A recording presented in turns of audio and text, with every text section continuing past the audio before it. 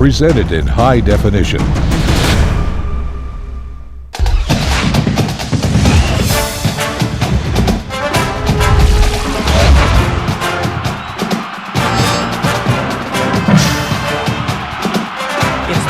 Miss Colonial League matchup of the week and one of the premier showdowns in Week 9 of the high school football season. A share of the Colonial League regular season title on the line tonight as the 7-1 Notre Dame Green Pond Crusaders welcome in the 7-1 Saucon Valley Panthers. Good evening, everyone. Alongside my broadcast partner, Mike Ventola, I'm Dan Freemuth. Mike, we've got one heck of a showdown here tonight. Both these teams know what's at stake. They both come in with identical 7-1 records, but both the Crusaders and Panthers got here in very different fashions. You know, for Saucon Valley coming off a tough loss against Northwestern last week, and then for Notre Dame coming off a big 49 to win over Catasauqua. So when you look at both of these teams here tonight vying for that chance to get that win, because it could put them in a real good position in regards to Colonial League title states.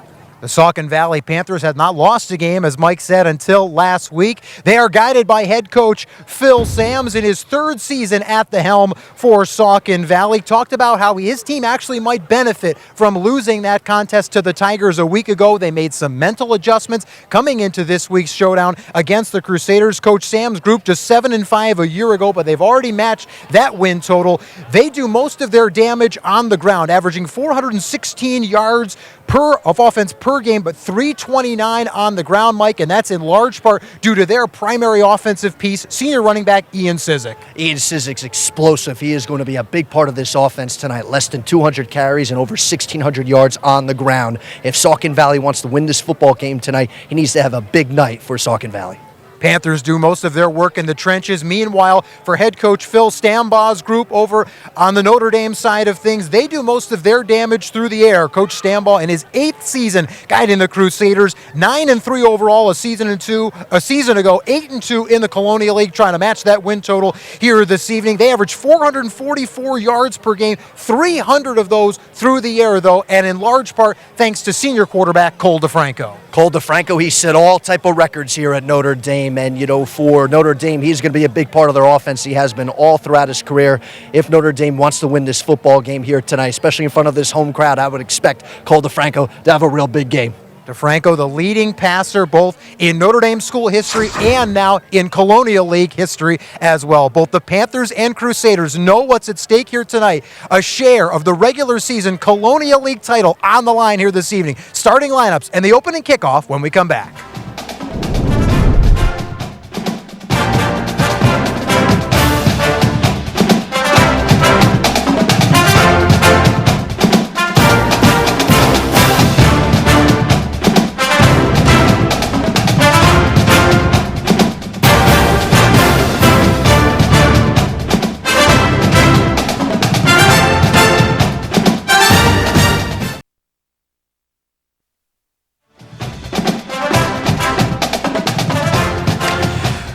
Good evening, everyone. Welcome here to Notre Dame Green Pond High School. Dan Freemuth and Mike Ventola with you for a can't-miss Colonial League showdown. The top two teams in the Colonial League hit the gridiron tonight. The 7-1 Crusaders welcoming in the 7-1 Saucon Valley Panthers. And Mike, not a whole lot at stake tonight, just a share of the regular season Colonial League title. Yeah, not too much at stake here for both of these teams. So, but you know, this is really going to be a featured game, and obviously for both teams, with you and I getting a chance to talk with both coaches before the game, the programs, they are pumped, they are excited, they feel they are prepared. So hopefully a good, clean football game, and hopefully it's close to the vest throughout the entire night.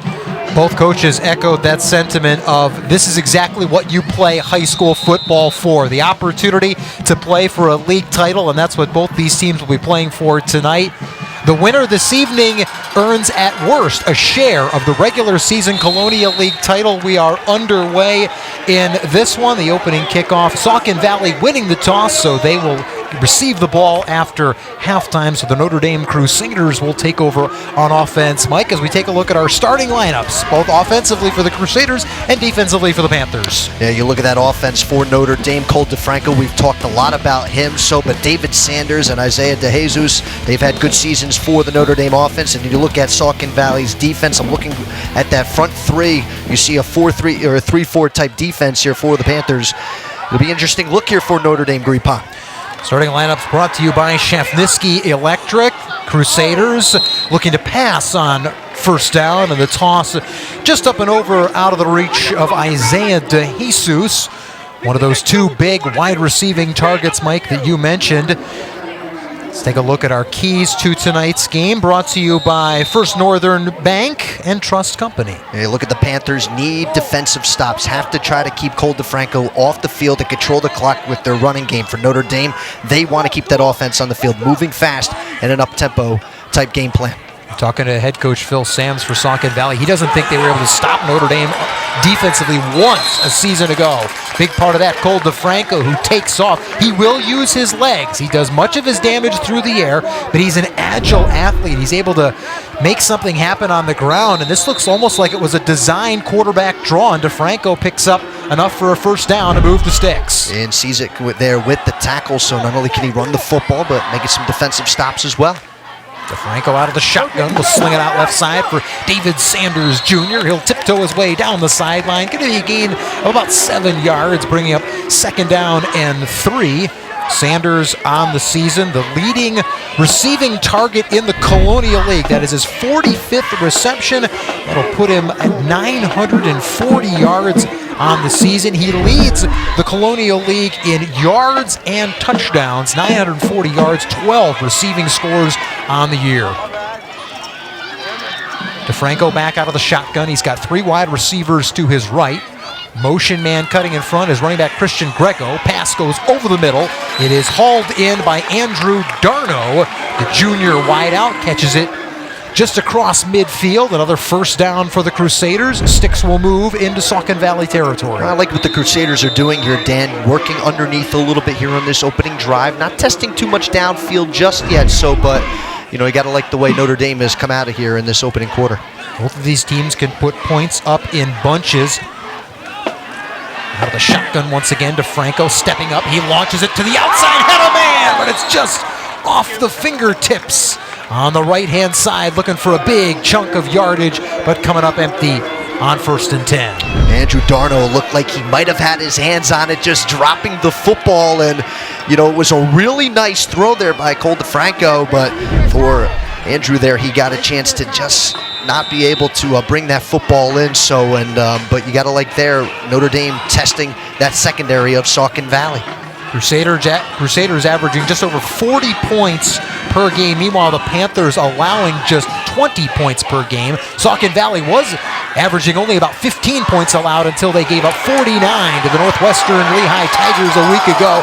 Now a set-up screen pass down the middle, and that one is hauled in by Christian Grego, the junior running back, and he'll take this down inside the 30-yard line, the 3rd first down on the drive for Notre Dame. Now Grego with a nice reception. You see good footwork there, cutting out the open space, but then got tripped up there a little bit at the end. So nicely done here by the Notre Dame offense, starting to mix things up.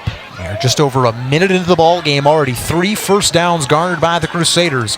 DeFranco out of the shotgun once again. 4 wide receivers. They're split, 2 each on either side. Now DeFranco takes off, and he's going to step out of bounds after a gain of about a handful. Mentioned DeFranco's ability to run the ball. He entered this contest 2nd among all Crusaders with 56 rushing attempts and over 200 yards. And he has already scored 6 rushing touchdowns on the season. It's amazing. This kid can absolutely do everything. So, and knowing that at times when you're not going to be able to complete a pass, so tuck it in, run with it, and get some positive yards as he just did on that previous play. DeFranco out of the gun once again. He's got 4 wideouts. Now a motion man. That's Isaiah DeJesus. An inside handoff, and read beautifully by the Panthers defense as DeJesus is wrapped up. He may not even have gotten back to the line of scrimmage. It'll bring up 3rd down and a handful. Now Christian Alling was in there, but you see the wrap-up at first was by Patrick Morrissey as he got a chance to get his hands in there. So, but once again, you see a short gain and now a long opportunity here for Notre Dame. So long down, let's see what they'll do here. 3 wide receivers to DeFranco's left, 1 on the right side. Sanders is split very wide left. DeFranco will sling it up to the right side. He's got him, and it's a touchdown. Another passing touchdown for Cole DeFranco. Lofted it out to the only man he had on the right side, and it goes for 6.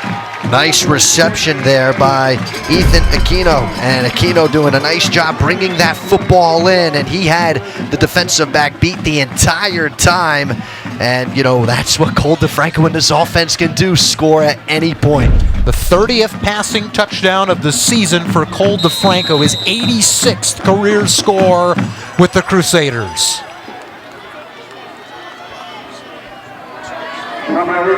Passing touchdown comes with 9:52 left in the opening quarter, so that drive for the Crusaders netting 7 points in just over 2 minutes of possession time. Good efficiency by Notre Dame Green Pond, and once again taking a look at that throw, was timed perfectly. And right now, if you're Notre Dame Green Pond, you could not have asked for a better starter for Saucon Valley. Now let's see how they can answer here on the offensive side. So Ethan Aquino with the touchdown reception. Notre Dame Crusaders, we saw in our keys to the game, they wanted to get off to a fast start. They get the ball on the game's opening kickoff, and Phil Stambaugh's group needs just over 2 minutes to put points on the board, 7 of them, as they are so accustomed to doing this season. You know, everyone here in the Colonial League is so aware of this Crusaders offense and their ability to score, as we said, at any point, and also having some balance as well with Cole DeFranco. They're at the quarterback position now. But one thing that we've got a chance to talk a little bit about, and now we're going to get a chance to see here, is not only the run game of Saucon Valley, but how well Notre Dame Green Pond's defense has played as well throughout the season too. So we'll see if they can help keep things where they're currently at. These two teams with very similar numbers, averaging offensively close to 40 points per game and defensively only giving up about half that much. Now, we saw with Notre Dame offensively much of its damage on the opening drive coming through the air. When it comes to the Saucon Valley Panthers, though, Mike, it's a very different story because they do most of their damage with that ground and pound. Ian Sizik, a ground and pound style, just move the chains. They use the running game as to really kind of control the clock, but now playing from behind. At times you may have to look to throw the ball a little bit. Now it's early here, just 9:47 in the first quarter. Freshman quarterback Dante Mahaffey with an inside handoff, and that offensive line that features 4 of 5 returning starters from a year ago rumbles things forward. Looked like it was Christian Alling pushing the pile forward as we take a look at our starters now on the other side, presented by Shifniski Electric. Tim Weaver, that left tackle. If I'm Ian Sizik, I am running behind him all night long. He is big at 6'5", 285, and then that Notre Dame defense, which has done a very nice job all season. Mahaffey on a keeper will haul it close to first down yardage. He's just shy of the 45-yard line. And they are going to say the spot right at the 45, so good enough for a first down. So Phil Sams, the head coach for the Saucon Valley Panthers, maybe a little wrinkle here offensively. Notre Dame knows that Ian Sizik is that workhorse back, but the first 2 plays, running plays, neither of which designed, though, to Sizik. He is the running back behind Mahaffey. Wide receivers split on either side. Now the give goes to Sizik. He's going to tail it out left side, and he'll gain about 3 yards. You know, for Sizik, he is going to get a lot of attention. You would think at times you would have a spy on him the entire course of the evening, but I do want to bring up the point about Mahaffey. And, you know, when talking with Phil Sams before the game, he has enjoyed his progression from week to week, Dan. So you wonder at some point, will he kind of let him air things out if it needs to happen here at some point throughout the course of this game? Mahaffey now another handoff, this to Sizik, straight up the gut. Give him about 4 more, so that's going to present 3rd down and 3 for the Panthers. They average just over 415 yards in total offense this season, 329 of which on a per-game basis comes via the ground game. Ian Sizik, well, we talked about Cole DeFranco and his wide receivers and all the Colonial League leaders that those guys present. Well, when it comes to Colonial League ground leaders, well, that's Ian Sizik. He leads in rushing yards, rushing touchdowns, and rushing carries. Give to Sizik one more time. He's going to try the left side. Has enough for a first down. Needed 3, got 4. The pile pushes him back, but forward progress marked at about the 43-yard line of Notre Dame. Clock will stop briefly while the chains are moved. That's 2 first downs on this drive for the Panthers, trailing 7-0, but now in Notre Dame territory. Mention about running behind Weaver, and that's exactly what Cizik there as well too. And Alling helping, set up a block up front, playing that fullback position. High formation, Mahaffey, the quarterback keeper. Maybe caught Notre Dame a little off guard. That's a play you traditionally see in 3rd and short or 4th and short. But here on 1st and 10, Mahaffey right up the gut, picks up 3. And you talked about it. We talked to Coach Sams before the game. So happy with the progression of his freshman quarterback. Remember, he was battling with senior C.J. Stump during the preseason. Mahaffey won the job, and Coach Sam says to us before the game, no limitations on this kid. All the plays are on the table for Dante Mahaffey. I formation, he'll give it to Cizik, out the left side, darting and weaving his way inside the 30. Another first down for the Panthers. Move the sticks as the ball traversed inside the 30. If Phil Caizo didn't get a chance to make the stop there, Cizik could have kept running, and man, does he run hard. And just watching him cut to his right and still doing a nice job of falling forward is what you want to see running backs. You want to fall forward, making sure they get that extra yard or two. He has that excellent combination of both power and elusiveness. Another give to Cizik. He will rumble his way to about the 25-yard line. 2nd down and about 5 coming up for the Panthers. 313 total points scored by Saucon Valley coming into play tonight.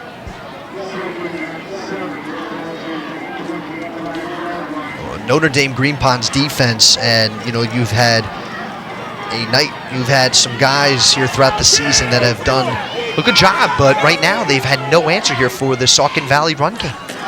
Give to Cizik, this time to the right side. The pile pushes its way inside the 20. It is very close to a first down, and now they do rule that indeed it is a first down as we get another look. We've been running a lot to the left, but this run to the right, good enough for first down yardage. Yeah, you're going to have to switch it up from time to time, Dan, and that's what exactly Saucon Valley did right there. You don't want to keep Weaver busy all night long on that left side, so, having that nice balance here will be really beneficial to the Panthers. Well, on these first 2 possessions, we've gotten a great glimpse of the differing offensive styles for these 2 teams. Took the Crusaders just over 2 minutes to punch it into the end zone through the air. Saucon Valley has done nothing but run the ball, but they are moving it just as effectively. Clock continues to move as we wind down to 5.5 minutes left in the opening quarter. Notre Dame Green Pond leading 7-0 here at home on senior night, but the Panthers trying to spoil that. The Crusaders have had no answer to the ground attack of Mahaffey, Alling, and mostly Ian Cizik. No, you saw it in the first drive. Saucon Valley had a tough time with Notre Dame's passing offense. Now we're seeing here with Saucon Valley's running offense. High formation, inside handoff to Christian Alling. He stopped just shy of the 10-yard line. That's going to bring up 3rd and about 2.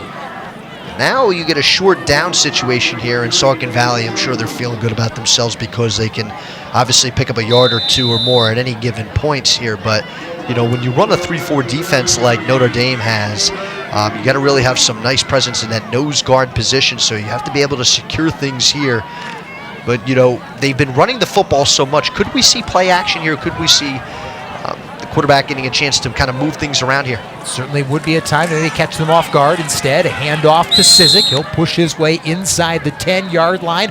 Another first down. That is 5 first downs on this drive by the Panthers. It's going to set up 1st and goal for Saucon Valley. I'll tell you, look how good Cizik is. He saw that there was some space, some congestion to the left, so he finds the space, gets the few yards necessary, setting up 1st and goal here now. And for Saucon Valley, if they can answer here, Dan, it'll be interesting if this is going to become more like a tennis match back and forth. Mahaffey on the keeper, just pushing his way inside the 5, maybe to the 4. And that's the 2nd time that we have seen that quarterback keeper on a first down. It's been all running for the Panthers, and they have orchestrated their way down inside the 5-yard line. And I'm sure for Mahaffey, he's kind of getting I'm sure he's a little frustrated. Everyone's talking about Cole DeFranco, and he wants to sit there and say, I know I'm a freshman, but I don't want people to talk about me. You make plays like that and eventually develop what you are, they're going to start talking about you like they have about Cole DeFranco. I'll remind you this quarter brought to you by Kleckner's Appliances as Ian Cizik goes off left tackle and rumbles in for the 4-yard touchdown. And so Notre Dame almost exclusively through the air. Saucon Valley literally exclusively on the ground, but both equally effective opening scoring drives as it's Cizik from 4 yards out, and he goes in untouched. Alling with a good block up front, but textbook play by Saucon Valley. Just a nice run off tackle to the left hand, as you mentioned. So now an extra point away from tying things up. Extra point is good, and both teams converting on their opening drives of this one. It took Notre Dame just over 2 minutes to go down the field and get 7. Meanwhile, Saucon Valley took its time, a drive of better than 6 minutes, but equally as effective as the Panthers knot this one at 7 apiece. A 27-yard touchdown catch by Ethan Aquino, answered by this 4-yard touchdown plunge from Ian Cizik. Ian Cizik taking over in that first drive. A good job up front by that offensive line. We've got to give credit to the guys up front paving the way for Cizik. But now the question comes again, Dan, is which defense is going to make that stop? And now we're going to see Saucon Valley's defense trying to go up here against this Notre Dame Green Pond offense. So at some point, though, someone's got to make a play defensively. See the breakdown, 14 plays, 67 yards on the scoring drive. As I said, just better than 6 minutes on that possession drive, as a bouncing kick is harnessed at the 38. And that's where Cole DeFranco and the Crusaders will take over. Mentioned that was the 30th passing touchdown of the season for DeFranco. Meanwhile, for Ian Cizik, his Colonial League leading 24th touchdown run of the season. Mentioned he leads all Colonial League backs in rushing touchdowns, yards, and carries. He is better than 60 yards more than second place Trey Gretzinger. He's almost 250 yards ahead of second place Trey Gretzinger from Palisades, and he's now 3 touchdowns ahead of second place Trey Gretzinger. 5 wide for DeFranco. He'll send a man in motion and then pitch it to Grego. He tries to sweep out along the right side, and he'll gain about 3 yards. Grego, the running back, had been set up almost in the slot on the left-hand side, and as he came in motion, DeFranco pitched it to him, gains a trio. Look at that Notre Dame offensive line. Liam Carroll and Andrew Stackhouse on the right side trying to create some space for him. They're going to need to continue to protect. Grego on DeFranco's left hip. Pass comes to the outside. It's Isaiah DeJesus. Good tackle by Ian Cizik at the 45. DeJesus will lunge to the 46, presenting 3rd and 2. Nice block up front there by David Sanders, allowing the extra yard or 2 to be picked up after the catch. So setting up a very manageable 3rd down here with only 2 yards to go. We saw this in the opening drive. Some shorter passes before trying to air things out and establish those deep threats. 3rd and 2, maybe this is a good opportunity to take a shot down the field.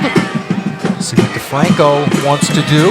He'll delay and then take off. There's room to run. DeFranco to the 40. Now the 35 and a haul down at the 30-yard line. It's a run of better than 25 on the legs of Cole DeFranco.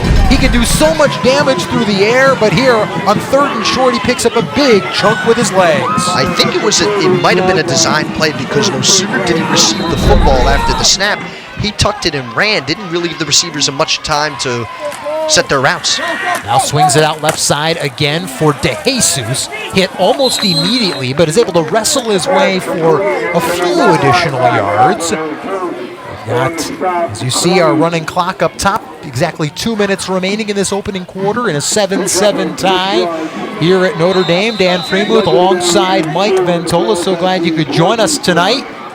A share of the regular season Colonial League title on the line in this one as DeFranco looks to the left. He's got a man. It's DeJesus who sheds a tackle and scampers in for the score. Isaiah DeJesus on senior night cashes in to put the Crusaders back in front. Ryan Holu got beat on that play, and you see DeJesus, after making a nice catch, cuts in. Holu should have made the tackle, or at least forced DeJesus out of bounds. But once again, Notre Dame Green Pond's offense is lethal as it is, and look, they know they've got a chance at a share of the Colonial League title with a win here tonight. 24-yard touchdown catch and run by Isaiah DeJesus.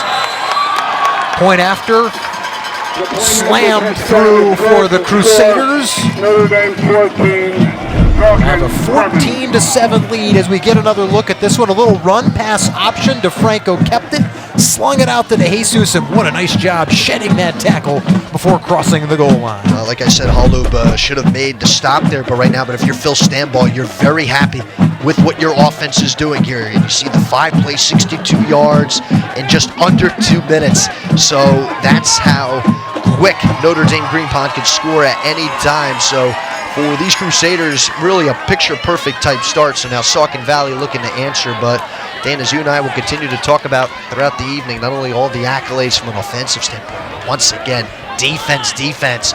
Is it going to be seen at all here this evening?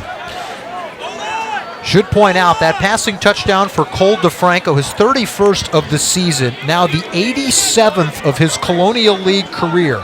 That puts him in a tie with Wilson's Tyler Smith for second all-time among District 11 quarterbacks. So his next touchdown pass will put him alone in second place. He's still got quite a ways to go to catch Brendan Nosovich of Central Catholic back in 2008-11, who had 106 passing touchdowns. But boy, the way DeFranco can sling it, if Notre Dame can get a couple of playoff games, he's very likely got a chance to get there. Now it's going to be Saucon Valley's turn to go back on offense.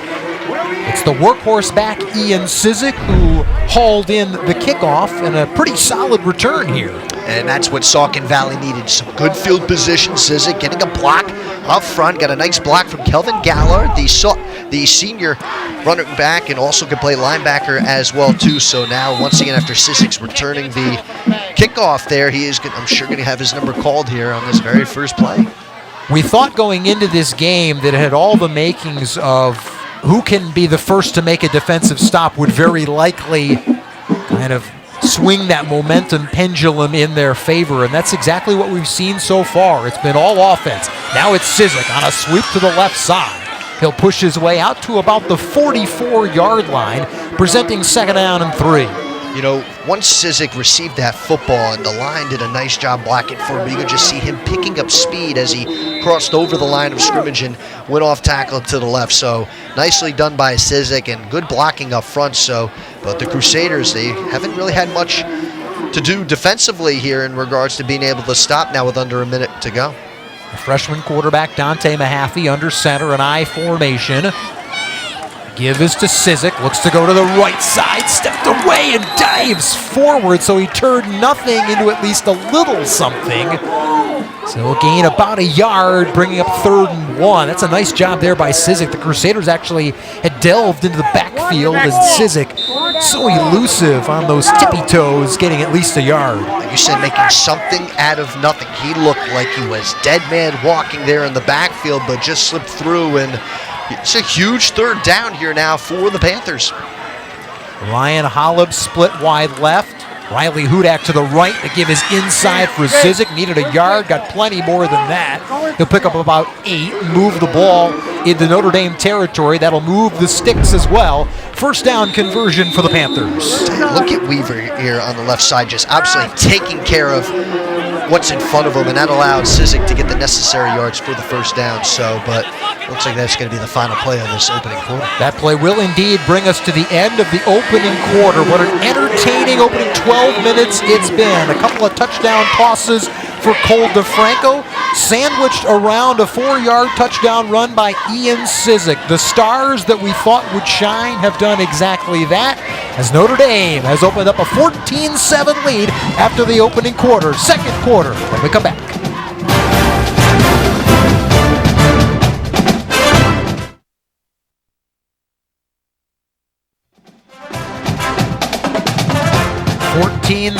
Our score in favor of the home team, the Notre Dame Green Pond Crusaders, here on senior night with an edge after the opening quarter. 27-yard touchdown pass to Ethan Aquino, and then a 24-yard touchdown toss to Isaiah DeJesus, in between a 4-yard touchdown run by Ian Sizik. Is your scoring update. You're all up to speed as Sizik breaks out to the right side. His longest run of the day, as he's going to take it inside the 20 and down to the 15-yard line. This kid literally can just run through anything, and when he's out in open space, you can forget it. And after he had taken the handoff, literally just got the Red Sea parted in front of him, and he just took off, and it took just one sure tackler to bring him down. If not, he would have scored. And who was the man in front that we saw applying the primary block? Number 77, Tim Weaver. The enormous tackle. And we're not saying that, figuratively. That's legit. He's 6'5", 285 pounds. High formation Mahaffey gives it to Sizik. Cuts his way inside. So he'll dip inside the 15 to about the 14-yard line. That first down carry moments ago by Sizik, the 7th first down garnered by the Panthers in this one. Opening quarter stats, Saucon Valley had 90 total yards, 84 of which, came on the ground. So just like what we would have expected from both offenses, doing exactly what they could have hoped for. And once again now, Saucon Valley just 14 yards away from potentially tying the set. Inside handoff to Alling. He'll get inside the 10 to about maybe as far as the 7-yard line. Going to be good enough for a first down. Third first down conversion of this drive for Saucon Valley. And first and goal coming up for the Panthers. And I like that too. It looked like it was if he was going to toss out, but went with the quick handoff to the fullback, Alling. So, not everything is going to go to Sizik, whether it's Alling, of course, also with Mahaffey getting a chance to run the football himself. So they have a good feeling of what they can do here on the ground. Mahaffey has Alling behind him, and then Sizik. The inside handoff to Christian Alling, and he is in for the touchdown. And just like that, Saucon Valley responds. Ian Sizik gets many of the accolades, and justifiably so. But Christian Alling with his 4th rushing touchdown of the season, and he has been a big part of this Panthers offense already in this one. Once again, nice offensive line play, just setting up the necessary blocks, creating the space for the running backs to go through. This really has been just gleaming for both offenses here tonight. 7-yard touchdown run by Christian Alling. Point after is good for the Panthers.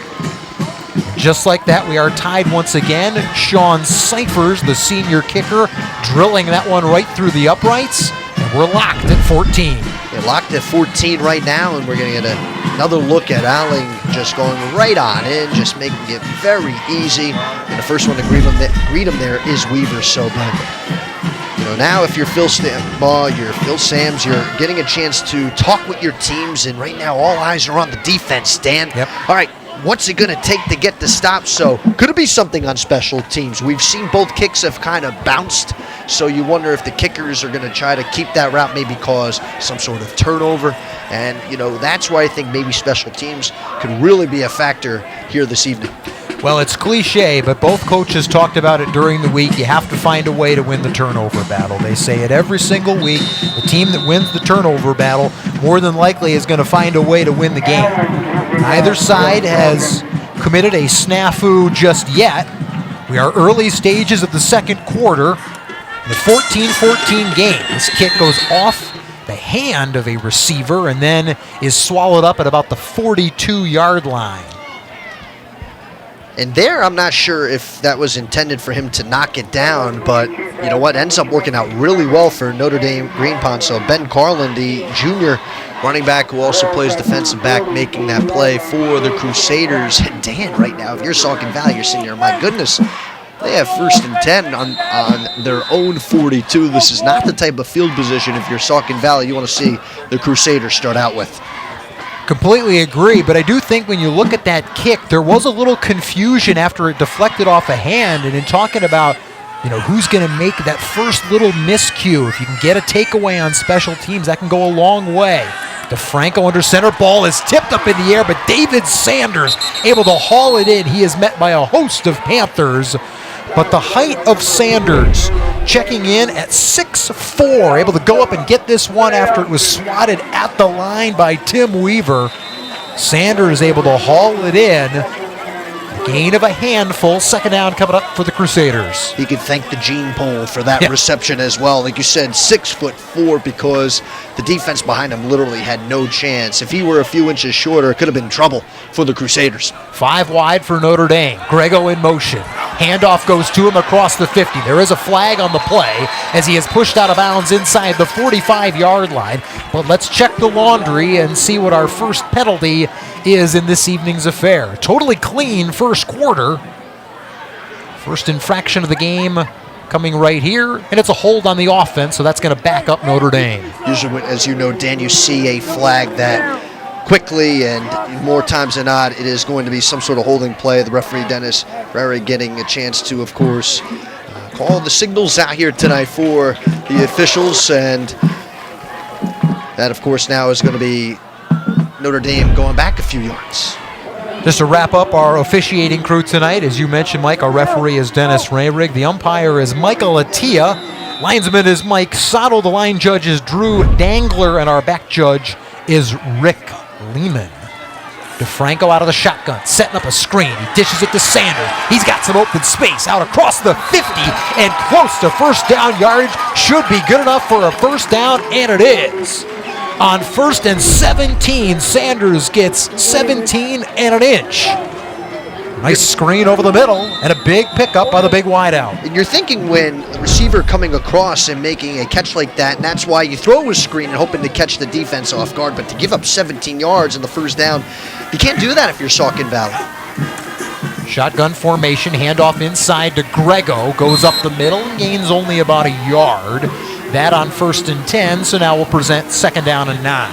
I do appreciate Notre Dame in trying to present some sort of, that they're going to try to run the football a little bit, because you can't have DeFranco throw 50 times throughout the evening. You could, but you want to try to, portray some sort of balance to the Saucon Valley defense. Crusaders with three wide receivers on the right, a lone wide out left side. DeFranco senses pressure, now steps up, trying to swing out to the right side. He is grabbed at the 40 and eventually finally brought down at about the 39. That could have very easily been a sack, but the awareness of Cole DeFranco, that internal clock was ticking. He knew he was in trouble. We've said it before, but able to take nothing and turn it into something. And Weaver, he met him, and you could just see him just holding on that jersey, rocking him to the ground, and that's a big play coming up here, 3rd and long 3. 3rd down and 3. DeFranco out of the gun. Wide receiver split 2 on either side. Pass to the left side. It's grabbed by DeJesus. Makes one man miss, then another, and that second missed tackle good enough for a Crusaders first down at the 34-yard line. When you have your hands, as Sizik did there, in wrapping up the receiver, you've got to bring him down. And I understand he made a nice cut there, but especially with you knowing in the back of your mind how the Crusaders have been converting everything, you have to make every sure-handed tackle, especially on 3rd down. You cannot let Notre Dame convert every 3rd down. Let's give some props to DeJesus, though, as well. He holds Notre Dame Green Pond records for career receiving yards, touchdown receptions, and receptions overall. So this is a dynamite wideout. The Panthers are trying to harness and haul down, and that's while also trying to deal with big David Sanders as well. Sizik and David Osman there in on the stop on DeFranco, and that's what you need to do if you're Saucon Valley. Set up 2nd and long, like 2nd and 9 or 3rd and 8, 3rd and 7. Try to put this pressure on this Crusaders offense. DeFranco out of the gun, 3 wide receivers to his left as we wind down to about 7 minutes remaining in the opening half. He'll check it down to Grego right side, but there's all kinds of room. At the 15, to the 10, the 5, he'll dive for the pylon, and he's in. Christian Grego, a long touchdown reception after the check down from DeFranco. And Cole DeFranco now alone in 2nd place in District 11 touchdown passes for a career. It looked like as if Saucon Valley did everything right, but they forgot about Grego, who was left wide open. I mean, you could not have had an easier score if you're Grego. I mean, he absolutely just took it all the way to the house. Saucon Valley had everything covered except for Grego. A nice play there by the Crusaders. A 33-yard touchdown reception for Christian Grego. So that's 3 touchdown tosses by DeFranco to 3 different receivers. He's at 88 passing scores for his career and 32 this year alone. 21-14 Notre Dame. We have seen scores on every possession so far. So for fans who enjoy a lot of offense, well, you're getting your wish. And for those of you who are expecting maybe some sort of defensive presence, haven't seen it just yet, but you see the 8 plays, 58 yards, Dan. This time a little bit longer, a 3-minute and 12-second drive there. So the longest drive for the Crusaders here tonight. So now the question goes back. Is Saucon Valley now looking to have to answer? So, but I tell you. But think about this dynamic, because with 7 minutes left in the second quarter, Saucon Valley likes to run the ball. Their first drive took just over 6 minutes. If the Panthers can milk that time, they then get the ball to start the third quarter, and that momentum pendulum could start to shift Saucon Valley's way. This is, of course, provided they're able to execute their offense, which so far they have been able to do, certainly. And that may be their best medicine here, maybe their best tactic to figure out, all right, let's, like you said, milk the 7 minutes and 4 seconds, score a touchdown, and then come back and take the opening kickoff of the second half for a touchdown. Then you have that lead, and if you go back and forth, we all know how that's been going so far.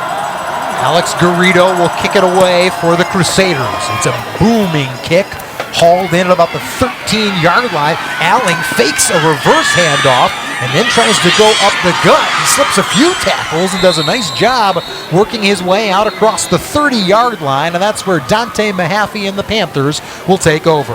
Nice return there by Alling, and good field position here for the Panthers. And now for the young freshman, he's going to get a chance now to lead this offense here for the third possession of the evening. And for Mahaffey so far, he's had a nice night here engineering drives. Obviously, everything's been taken care of on the ground. Could he start throwing at some point?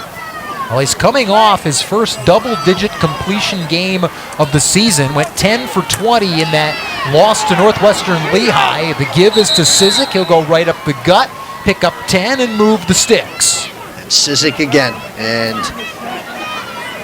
you don't know what else you could really say except his God-given ability to just make play after play, and he just did a beautiful job of following the protection in front of him. The center and the right guard doing a nice job of just pushing the defensive line in front of him. He slipped right through and got the 10 yards necessary to get the first down. Ian Cizik already at 112 yards rushing in this game. That means in all 9 games this season, he has carried the ball for at least 100 yards. Met in the backfield here, though, and a host of yellow-jerseyed Crusaders are there to haul him down for a 1-yard loss. Ethan Aquino leading the way, and you also see Blaze Copeland in on the stop as well. And that was finally a nice defensive play by the Crusaders, setting up second down and 10 here, Dan. And can the Crusaders do that 2 more times? Well, we'll see. The numbers on Cizik pretty gaudy this season. Talked about where he ranks at the top of the Colonial League charts. At least 100 yards now in all 9 games. He's carried the ball for over 200 yards in 4 of 8 games coming in. Inside handoff to Alling. Lots of real estate there. Excuse me, it was a check down to the right side. Mahaffey will end up carrying the ball out across midfield to the 49. Looks like a flag on the play, and it's going to go against Saucon Valley, Dan. So looks like holding, as we saw in the previous drive with Notre Dame. Holding. Offense, 10 yards from the spot of foul. Replay, second down. So again, a spot foul, so they'll back it up 10 yards from the spot of the infraction. That's going to move the Panthers in the wrong direction, presenting second down and 20. We'll take another look here. A well-designed play certainly had me faked out as Mahaffey carried it across midfield, but courtesy of an infraction, and so the Panthers backed up now to their own 33. I formation for Mahaffey. The freshman under center gives it to Cizik. Moving his way to the right side across the 40. Now the 45, the 50. Pushed out of bounds at the 40-yard line. Second down and 20. No problem as Ian Cizik carries it all the way down to the Crusaders' 40.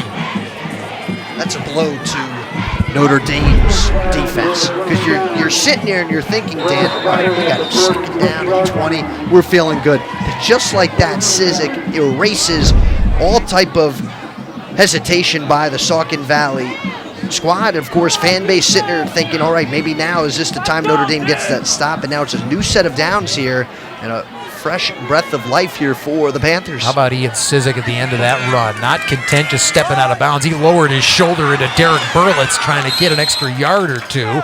Here he's met close to the line of scrimmage, spins his way inside the 45 to the 44. Exactly 5 minutes and ticking left in the second quarter. A 21-14 Notre Dame Crusader lead. If you're just joining us, every offensive possession has resulted in a touchdown. These two teams have simply gone back and forth, putting 7 points on the board. Saucon Valley will get the ball after halftime. The Panthers possess the ball now, down 7. I formation for Dante Mahaffey. The Panthers have not attempted a pass in the game. There is another flag coming and a false start on Saucon Valley. False start. Offense, 5-yard penalty, still second down. Second penalty of the drive for the Panthers. This will back them up only 5 yards, but it will bring up second down and 13. Doesn't seem too hard, Dan, especially after converting on second down and 20 if you're Ian Cizik and the Panthers offense, but they're going to have to look to dial up something like that. So now if you're the Crusaders, all right, you realize you had made a mistake earlier and you allowed that conversion. You now have a second down and long situation set up here. You've got to make a stop. You can't keep rewarding these long down situations if you're the Notre Dame defense here towards the Saucon Valley offense. Want to remind you the second quarter brought to you by Kleckner & Sons Appliances. Service is their most important product. Be sure to check them out at KlecknerandSons.com. As an attempted run on the right side for the Panthers, swallowed up just on their side of midfield. Take another look here. The fake handoff to Alling. This is a play we saw earlier in the drive. Mahaffey kept it, but you see a quartet of Crusaders there, led by big Anthony Schiraldi, the transfer from Easton.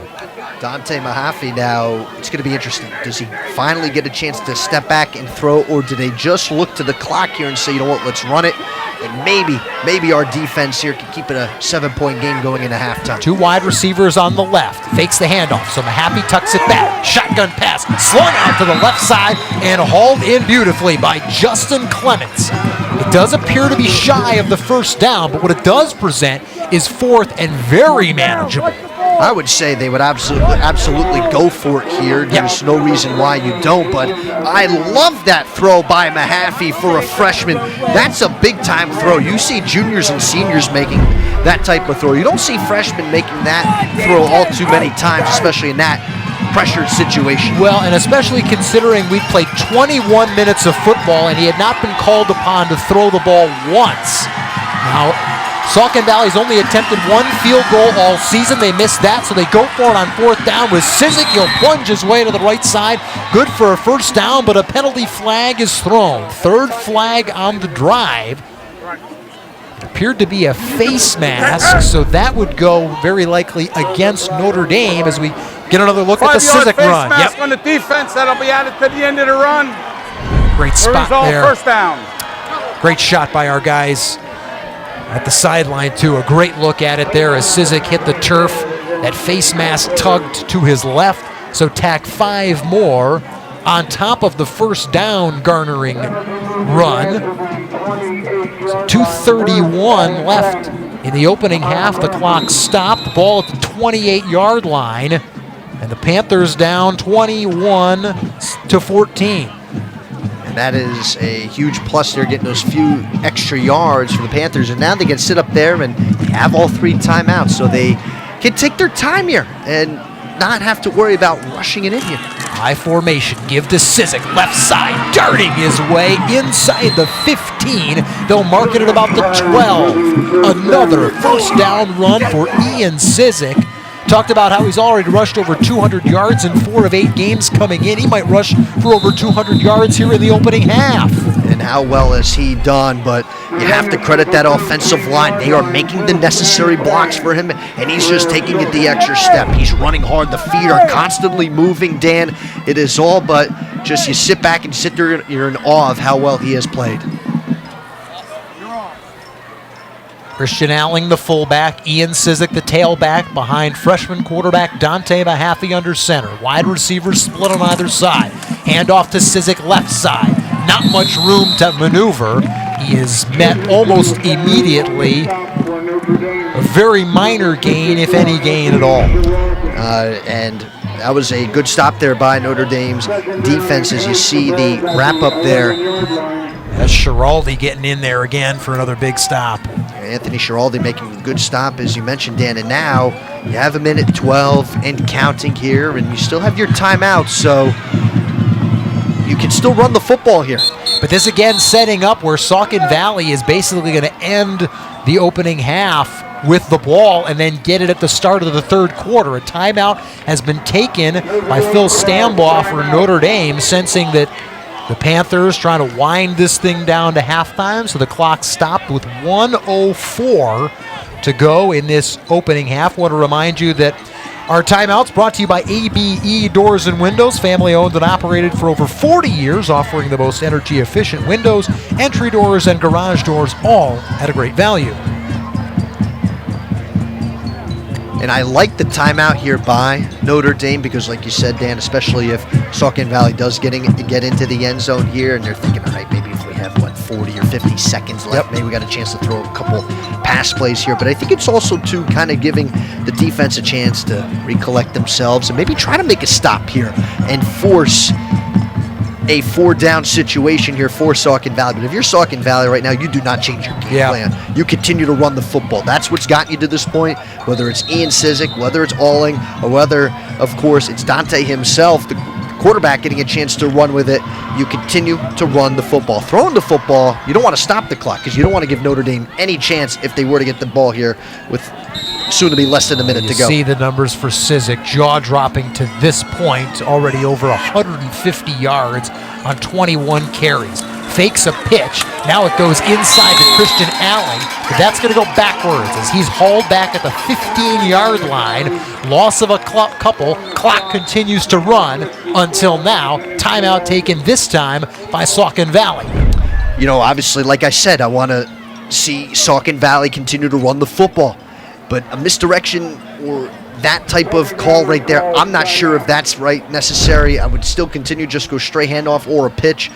You know, now Coach Sam's calling a timeout here, very necessary for him because you have to call the right third down play. And with 52.9 seconds on the game clock, Notre Dame's defense now starting to get some confidence, Dan, and that's why now more than ever Saucon Valley has got to put it into the end zone. Well, and I think this is going to present a really interesting second half matchup because when you look at a heavyweight fight like this, it often boils down to a war of attrition. And the time of possession, certainly, the score is in favor of Notre Dame, and obviously points are the most important thing. But time of possession here in the opening half has belonged heavily to Saucon Valley. That means that Notre Dame defense, a lot of those guys who double on the offensive side of the ball, they have been taxed a lot here on the defensive side in the opening half. Shotgun for the first time today for Mahaffey. He's got Sizik to his left. Couple of wideouts, fakes a pitch. Now Mahaffey's going to keep it. He'll slip inside the 10, down to about the 7-yard line. Does appear to be shy of a first down.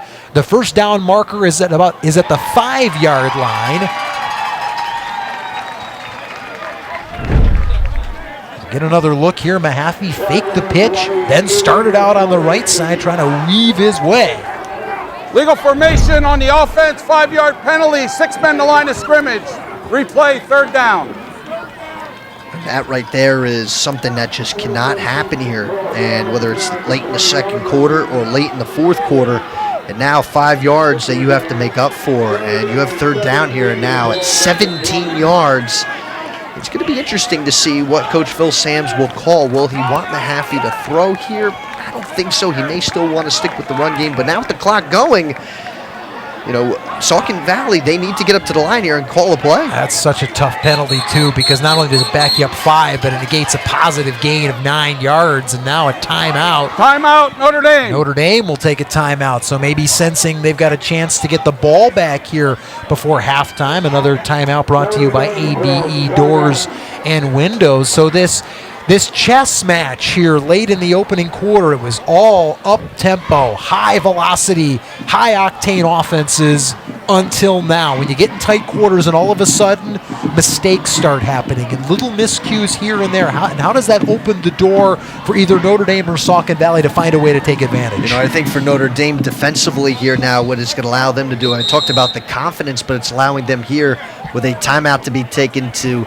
set the defense they want to be set and to execute accordingly. Now, for Saucon Valley, I just said, of course, their ability to maybe still run the football here. I'm going to retract. I'm going to say they may want to look to throw the football here. You only have 2 more chances here. I know you have 2 timeouts. An incompletion would stop the clock, though. It's a play action. Mahaffey's going to roll out. Doesn't see anything. Now he's in trouble. Eludes one man. Mahaffey in big-time trouble as he's wrapped up outside of the 25-yard line by Notre Dame's defense. Clock continues to move, though, and will very likely mark the end of the opening half. So Dante Mahaffey takes a sack, but does not cough the ball up. Saucon Valley. That's important as he slipped away from one man, and then eventually it's David Sanders Jr. getting in there for the sack. Sanders Jr. with his 3rd sack of the campaign, and a timeout taken by Notre Dame. Final timeout for the Crusaders taken here with 10.5 seconds to play in the opening half. Yeah, 4th down and 22 now, 10.5 seconds. Saucon Valley, they are going to go for it now. You were wondering, okay, did Sean Cyphers, he doesn't have that strong enough of a leg, so they're going to look to do something here. And Notre Dame's defense now, they know they've got to just keep it out of the end zones here. And what I would expect Saucon Valley to do here is to just try and hope that they can get someone open deep. Sizik, I would expect him to be involved in here somehow, some way. But for Notre Dame's defense, they've made some big plays here. And now you have trips here to the left. And see, I'd be shocked if Mahaffey throws this football, but let's find out. Mahaffey's going to roll out left side. The ball's in his hand. He's looking down the field. The freshman hurls it up left side. It's a reach, and the ball is tipped out of bounds, incomplete, with 3.3 seconds to play in the opening half. Phil Sams told us there are no restrictions on this young quarterback, and he tossed one deep into the end zone, but again, that is a pretty low-risk throw. Even if that ball ends up in a defender's hands, it's not going back 100-plus yards the other way. So I like the play call, and I really like the decision-making by the freshman QB, Mahaffey. It was a good throw, too, and he really could not have made that much better of a throw. Yep. The reception, you could argue, could have been made there, but I'm going to credit Notre Dame's defense finally making the necessary stop, and they needed to now, because now in their mind, all right, if Saucon Valley opens up, it's just a tie game, and they're not facing a 7-point deficit. So Cole DeFranco will trot out for what will more than likely be the final play of the opening half. The Crusaders lead 21-14, but before that takes place, a Panthers timeout. So maybe Phil Sams just wanted to see what Notre Dame was concocting offensively, and once he got a glimpse of that, can orchestrate his defense accordingly. And the thing about it, too, is like you said, for DeFranco in this offense, they could score. You can see with the ball spotted at the 25, they could get one pass play, and they could be looking at a 2-touchdown lead. I mean, I don't think that would happen, but for Saucon Valley, they realize they cannot make a critical mistake here, so they just need to make sure they just finish out this play, go into halftime, and realize that they're just down a touchdown with a chance to tie things up at the start of the 3rd quarter. Ball's at the 25. Cole DeFranco has already tossed an 80-yard touchdown pass to David Sanders already earlier this season, so this should be nothing. DeFranco out of the shotgun. He's got 4 wide receivers to his right, a lone wide out on the left. Now motion coming from Grego. He'll stay in the backfield and help block as the pass is thrown over the middle to DeJesus. Hit immediately at the 40 and dropped, and that will mark the end of the opening half. A very entertaining opening half of football here at Notre Dame Green Pond High School. The hometown Crusaders on senior night with a 21-14 lead over the Saucon Valley Panthers. A share of the Colonial League regular season title is at stake between these 7-1 teams. A phenomenal opening half between these two. The bands and halftime coming your way next.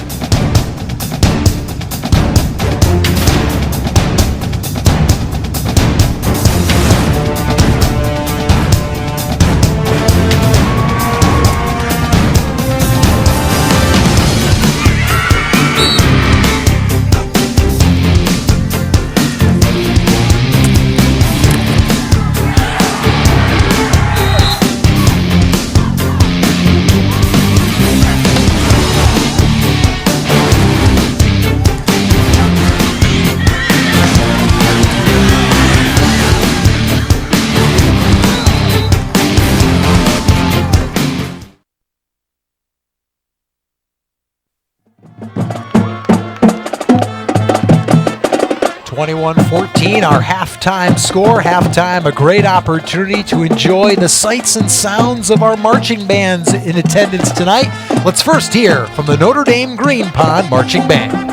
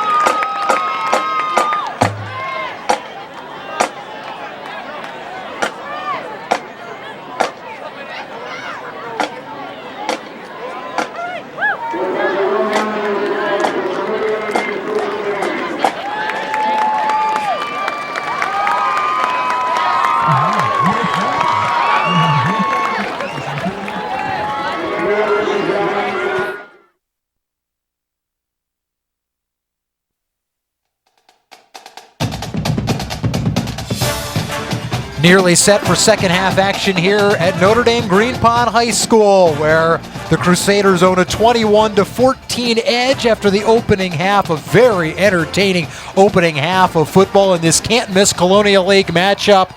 A share of the Colonial League regular season title on the line here tonight between the Crusaders of Notre Dame and the Saucon Valley Panthers. Dan Freemuth back alongside Mike Ventola. And time now to take a look at our halftime highlights, brought to you by Rothrock. Halftime highlights sponsored by Rothrock, family owned and operated for over 57 years. Rothrock, it's all for you on Route 22. And Mike, we saw scoring early and often in this one. Yeah, Cole DeFranco hitting Ethan Aquino early on for the early score for the Crusaders as they got on the board. The extra point was good for the early 7-0. But Saucon Valley, they would answer. Ian Sizik with a run off tackle to the left, tying things up after the extra point at 7 apiece. So Sizik and DeFranco really lighting things up, as you see. DeFranco again hitting Isaiah DeJesus here for a nice catch and run after that pass, and that led Notre Dame to a 14-7 advantage. But this time Christian Alling, as he would rumble his way into the end zone to tie things up at 14 apiece after the extra point was made. But then we see here, after Saucon Valley playing really well, but they forgot about one guy, Christian Grego, as he was wide open in the flat, and he rolled his way in for the go-ahead touchdown. And then for Saucon Valley, they failed to score right before the end of the first half. So 21-14, the Crusaders lead the Panthers as we take a look at our halftime stats, brought to you by Lehigh Valley Insulation. Cooler in the summer and warmer in the winter. It's comfort that pays with Lehigh Valley Insulation. And we know, Mike, going in, we talked about these two teams averaging over 400 yards apiece in total offense. They both appear to be on that same pace and both getting it done. Notre Dame through the air, as they so often do, and Saucon Valley on the ground, as the Panthers are wont to do. One thing I want to point out, Dan, is the time of possession. Saucon Valley would be looking at that and thinking, man, we're in good shape here, but they're down by 7 because of their inability to score right before the end of the first half. But Notre Dame's lethal offense, well, Cole DeFranco, how perfect he has been throughout the first half. And, you know, for both teams, could they get some more passing yards if you're Saucon Valley, or if you're Notre Dame, some more rushing yards? But right now, we have really seen some good things from both offenses. Can the defense pick it up, though, in the second half? So you see there, DeFranco, 12 of 13 passing for 166 yards and 3 touchdowns, now up to 88 passing touchdowns in his high school career. Good for sole possession of second place among all District 11 all-time quarterbacks. We know, we've talked about what's at stake here tonight between these two 7-1 teams. So with that, let's take a look at the rest of the Colonial League standings. Our standings brought to you by Rentschler. Drive away with a great deal. Rentschler, Chevrolet, Chrysler, Jeep, Dodge, Ram, just minutes away in Slatington. Mike, we know Saucon Valley, Notre Dame, the top of the overall Colonial League table, but other teams in action tonight trying to move up into the upper echelon of the Colonial League. You look at Palisades, as they are just a game behind overall, behind Saucon Valley and Notre Dame Green Pond. But look out in the West right now between Southern Lehigh and Northwestern. Obviously, Northwestern getting that big win over Saucon Valley last week. So, you know, for those two teams out west, they are in good positions. And, of course, even Northern Lehigh at 2-1 overall in that western part of the division. So it's some good competition right now going in the Colonial League, but we are seeing the clash between Saucon Valley and Notre Dame Green Pond here tonight. We've talked about our two teams extensively this evening, and justifiably so. But you also look at that Northwestern team at 6-2, wins over a then undefeated Palisades, and last week over a then undefeated Saucon Valley squad. Meanwhile, the Southern Lehigh Spartans at 5-3. Don't forget, they started the year 1-3, so 4 consecutive victories. The Spartans are home tonight against Catasauqua. Meanwhile, other Colonial League powerhouses, Palisades, home against Penn Argyl this week. Meanwhile, Northwestern Lehigh taking on Northern Lehigh. That's a look at our Rentschler standings as we get set for the third quarter of action. I want to remind you that our third quarter is brought to you by Kleckner & Sons Appliances. Service is their most important product. Check them out at klecknerandsons.com. We got our second half kickoff underway. Saucon Valley to receive the ball here to start quarter number 3. Grabbed by Christian Alling, and he'll move it almost as far as the 30-yard line, stop just short of about the 29, and that's where Dante Mahaffey, Ian Sizik, and the Saucon Valley Panthers will start this third quarter action. And I would expect Ian Sizik to go right back to work and taking a heavy load of this offense, though. So, for the Panthers now with a chance to try to tie things up here to get this third quarter underway. So, but we'll see if Notre Dame can build upon their defensive stand right before the end of the first half. Sizik with over 150 rushing yards in the opening half. The first give of the third quarter is to Christian Alling. He has been a workhorse on his own in that fullback position, came into this ball game having only carried the ball 30 times, but he has received a healthy dose tonight. His 30 runs, though, on the season came in averaging 7.5 yards per carry, so he's been very effective when his number has been called. No, and that's why he has been the perfect complement to Ian Sizik, and it's been nice as well, too. So two seniors who have really done a nice 1-2 punch for the Panthers here in 2018. I formation for the Panthers. Give is to Sizik. He'll go right up the middle across the 35 to about the 37. Gain of about 6 yards, bring it up third down and 3. Mentioned how good Sizik has been all season. Another game over 100 yards. That's 9 for 9 on the season. He has now scored at least one rushing touchdown in all 9 games, and in 7 of the 8 previous tilts coming into play tonight, he has actually barreled home multiple rushing scores, and still plenty of time to try and plunge another one across this evening. Third down and 3 for the Panthers. Mahaffey has Alling and Sizik behind him. The give is to Sizik. He's got room on the left side, across the 50, a cut at the 45. He's inside the 40, down to the 35. A healthy chunk for Ian Sizik as the Panthers able to move the ball inside Notre Dame territory. The little engine that could, and my goodness, did he just absolutely break through that great hole that was set there by Alling. He set right out, and he got into the open space here. So for Notre Dame, once again, having issues here with tackling and getting any piece of Ian Sizik. How important is that first cut? And we saw a great look at it right there. He hits the line of scrimmage with speed, one cut, and bang, he's gone. That full head of steam. Mahaffey under center, wide receivers split on either side. Give to Sizik, a little delay, and then he's dropped at about the 34. Gain of only a yard for the senior tailback, who checks in at 5'10", 190 pounds. Blaze Copeland there with the tackle, Dan, and I think therefore Sizik, as he tried to cut and he slipped a little bit, but Copeland was right there to knock him down. But once again, this is what Notre Dame wants to do, set up these long down situations, making Saucon Valley think if they have to throw the football. Well, we got a good look there when Notre Dame's defensive line is able to get a little push at the line of scrimmage. That delays the momentum for Sizik and kind of alters his plan of attack. This time he hits the line with speed and out to the 30, bringing up third down and 5 for the Panthers. Yeah, this is very important now here for the Panthers now, as they have a big down situation coming up here, and they're just inside the 30. They've got to convert here in this third down play. Saucon Valley won its first 7 games to start the season. Encountered a little turbulence last week, as we mentioned, a 49-28 setback against Northwestern Lehigh. That game did feature a season-high 210 yards passing for the Panthers, but due largely to game script trailing the Tigers for much of that one. Give to Sizik. He's only got about another yard, and so stopped on 3rd and 5, bringing up 4th down for Saucon Valley. Nice stop there by the Crusaders.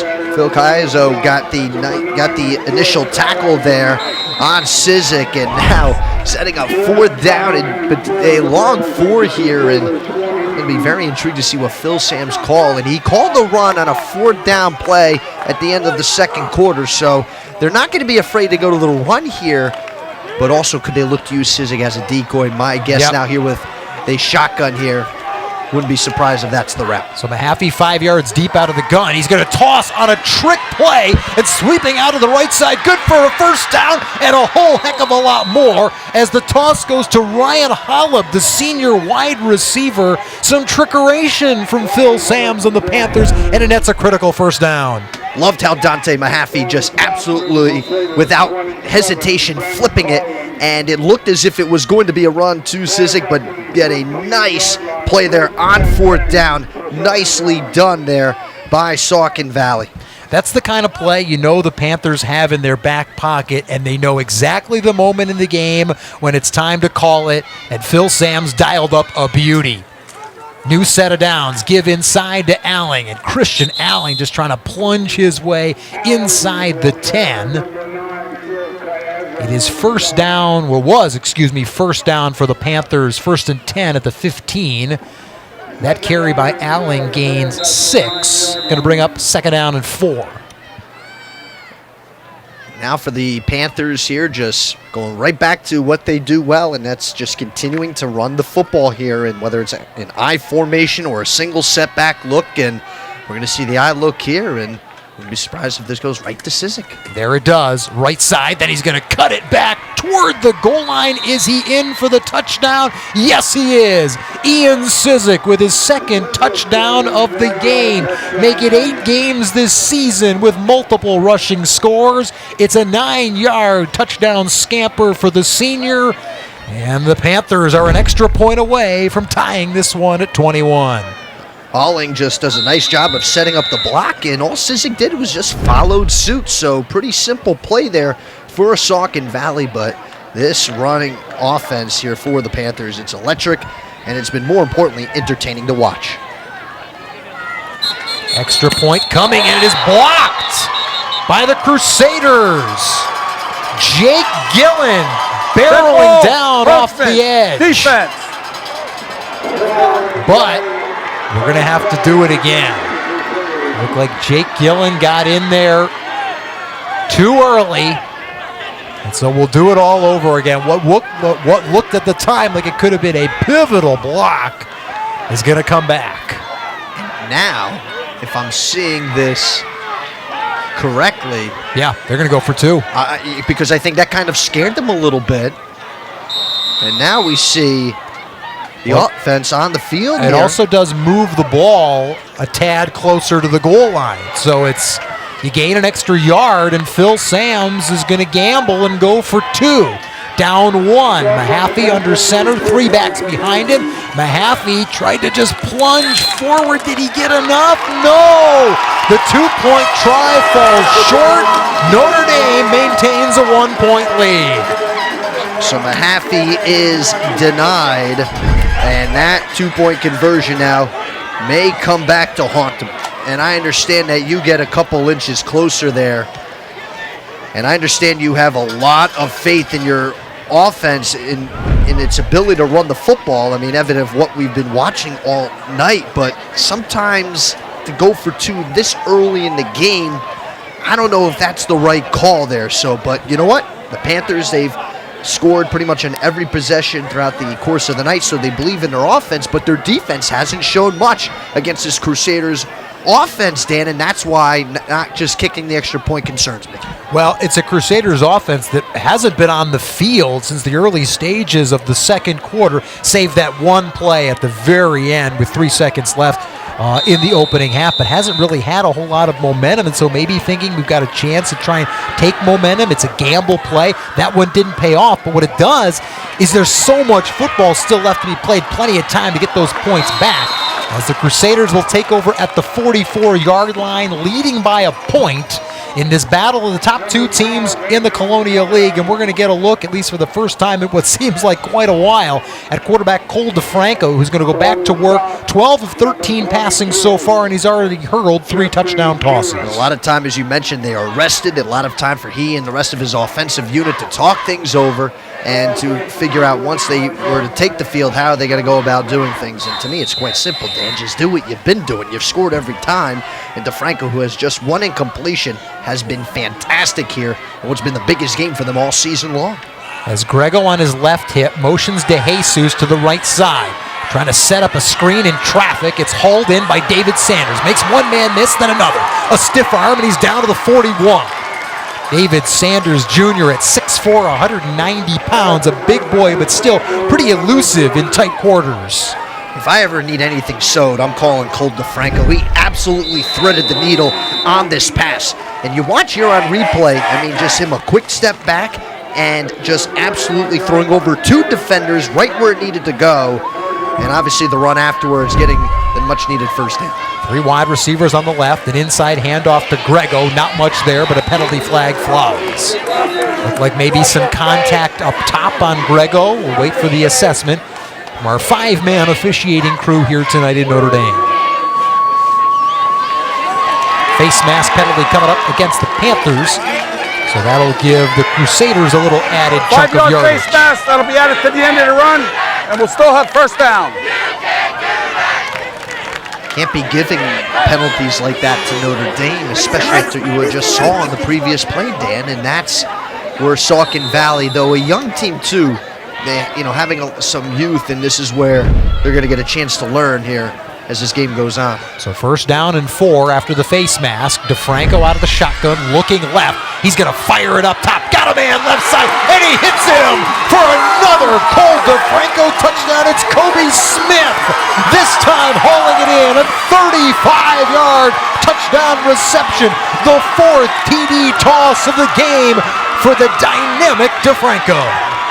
Nicely done there by Smith in just allowing that football, which was thrown very well there by DeFranco, to just find him. And he had a beat on the defensive back, took it easy into the end zone. So I'll tell you, Cole DeFranco, he has just been fantastic. And these receivers, they have been a nice group to watch as well. Point after coming up for the Crusaders. It is banged home. And it's an 8-point edge for Notre Dame. The Crusaders are 4 for 4. Well, I should say 4 for 5. They did technically have a possession right before halftime. But boy, my goodness, this offense is something to watch. 4 tossing touchdowns for DeFranco to 4 different wide receivers tonight. And as you and I, we talk more throughout this game, and you and I, we've talked about the importance of obviously a share of the Colonial League title. But how about if you're going into district play? And if Notre Dame gets in and obviously gets in good position for the district playoffs in 4A, watching this offense right now, they are putting themselves in position where a district title could be in sight for them. Well, and this is a very meaningful game for Notre Dame. They're in the 3A classification, and only 4 teams are going to get in. And there are some very good teams with some very good records in the 3A class this year. So this game not only important, as you said, for Colonial League bragging rights, but as these teams try to position themselves for the district playoffs as well. Notre Dame now with a 28-20 edge, so still just a 1-possession ball game. A little pooch kick, grabbed at the 30, and dragged out to about the 45-yard line. So good starting field position for the Panthers, trying to level this contest after watching Cole DeFranco and company need just 41 seconds to get 7 more points on the board. Chris Mann there on the return, and really good field position here for Saucon Valley now, and they get down by 8 points, so it's not just a touchdown extra point. And you wonder too here, if you're the Panthers, if you were to score now, you would almost have to go for 2. But let's see what the Panthers offense here would expect them once again here to go back to Cizik. Yeah, I think that's that's why I said what I said. It's still only a 1-possession game. It feels Dead like ball. Encroachment. As an encroachment defense, penalty is 5-yard assessed penalty. against Still first down. Notre Dame. After that long touchdown, they're at home, the crowd is into it, you're feeling like you're clicking on all cylinders offensively, but you look at the scoreboard and it's still just a 1-possession game. And if Saucon Valley is able to do what it has done so effectively this evening in terms of running the football, they're going to be able to find a way to make something happen and possibly get this thing level within the next couple of minutes. Give this to Cizik. He's got room left side. Looked like he was just tripped up by the legs. A really nice tackle in tight quarters. That was Blaze Coplin wrapping up Cizik down by the shoelaces right there. Real good look. Looked like Cizik had a lot of open real estate in front of him. If Copland doesn't make the tackle, I think we're talking about the score for the meantime looking 28-26 because it looked like he was going to take that all the way to the house. 5.5 minutes and ticking in the third quarter. Notre Dame leading here at home 28-20. Both these teams 7-1. Mahaffey gives it to Cizik. Looks to bounce out right side, but there's nothing there. A good push by the Notre Dame defensive line, knocking down Cizik at the 45. And from time to time, this is going to happen if you're Cizik, and now realizing that Notre Dame's starting to make some adjustments and, setting up second down and 10 here. And I'm wondering, too, and I understand you want to stay true to your defensive scheme, Dan, but, I'm surprised that there hasn't been another body or two up against that line, almost trying to force Mahaffey to throw the football. Yep. Fake the handoff, so play action. Mahaffey going to look up top. He's got a man. It's Patrick Morrissey, the tight end, dragged down inside the 20-yard line. And so maybe thinking along those lines, Mike, a little play action to kind of bump the defense off. It hits on a big play to Morrissey. No sooner I say that, and a Notre Dame fan's thinking, Mike, this is what happens. Yeah, I'm sorry, but that is a credit to the play there by Mahaffey, and obviously you see Morrissey, who gets a nice reception, gets brought down, and Saucon Valley just finding ways here to just continue to move the football. Just the 15th catch of the season for Morrissey, but he's averaging 17 yards a reception on the season, as now the more traditional give back to Cizik as he moves the ball inside the 15-yard line. Approaching the final 4 minutes to play here in quarter number 3, with the Crusaders of Notre Dame leading at home by 8. Doesn't this look familiar? Kind of very familiar situation like we saw at the end of the first half. So I'm sure Saucon Valley did their homework a little bit and look to try to get Cizik more active here. I formation, give to Cizik. He's going to bounce it out left side. Slips through a couple of tackles, pushed down toward the goal line, but he's in. Ian Cizik with his 3rd rushing touchdown of the game. And just like that, the Panthers claw themselves back, down now just by a deuce.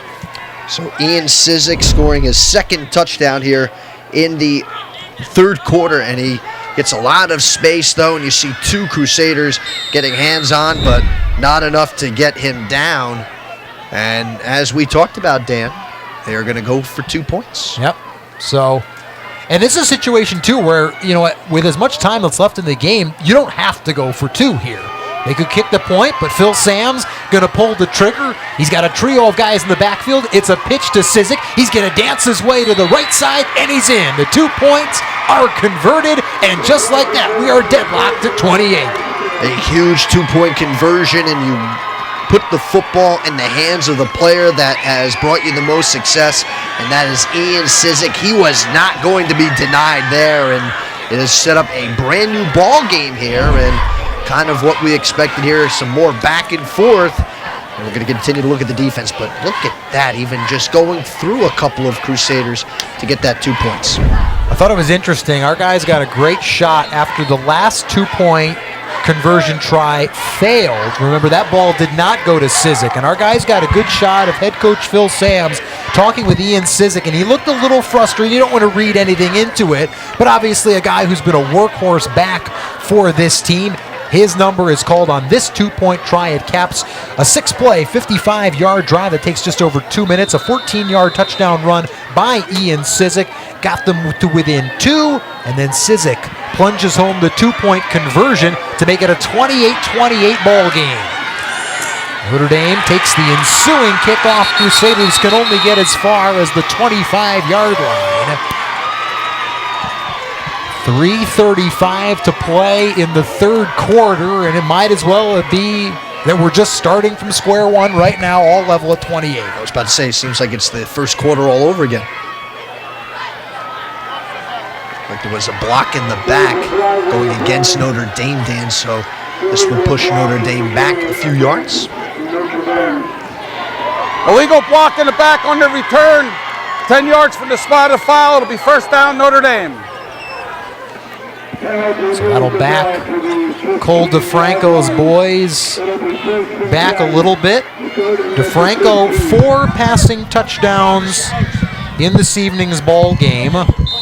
He has been an absolute beast offensively this season. Now up to, on the year, 33 total passing touchdowns to only 3 interceptions as he hurls it over the middle to Isaiah DeJesus. Grabs that one for a gain of about 6. And when you look at both teams and where they have started every drive, Notre Dame is back as deep as they have been, and you still see a nice throw there by DeFranco, and Alling there in on the tackle. So with 4 passing touchdowns tonight, DeFranco now has tossed 4 or more scores in 5 of 9 games this season. Swings it out left side. As DeJesus there, the ball is stripped, it's out. Saucon Valley thinks it has it. Still waiting on a signal. There's a pile at about the 37-yard line, waiting to see who's got it. Panthers came out with the ball, but the official signal says it's staying with the Crusaders. that would have been some momentum swing, and I mean, we're going to get a chance to see it here. And Grego coming across.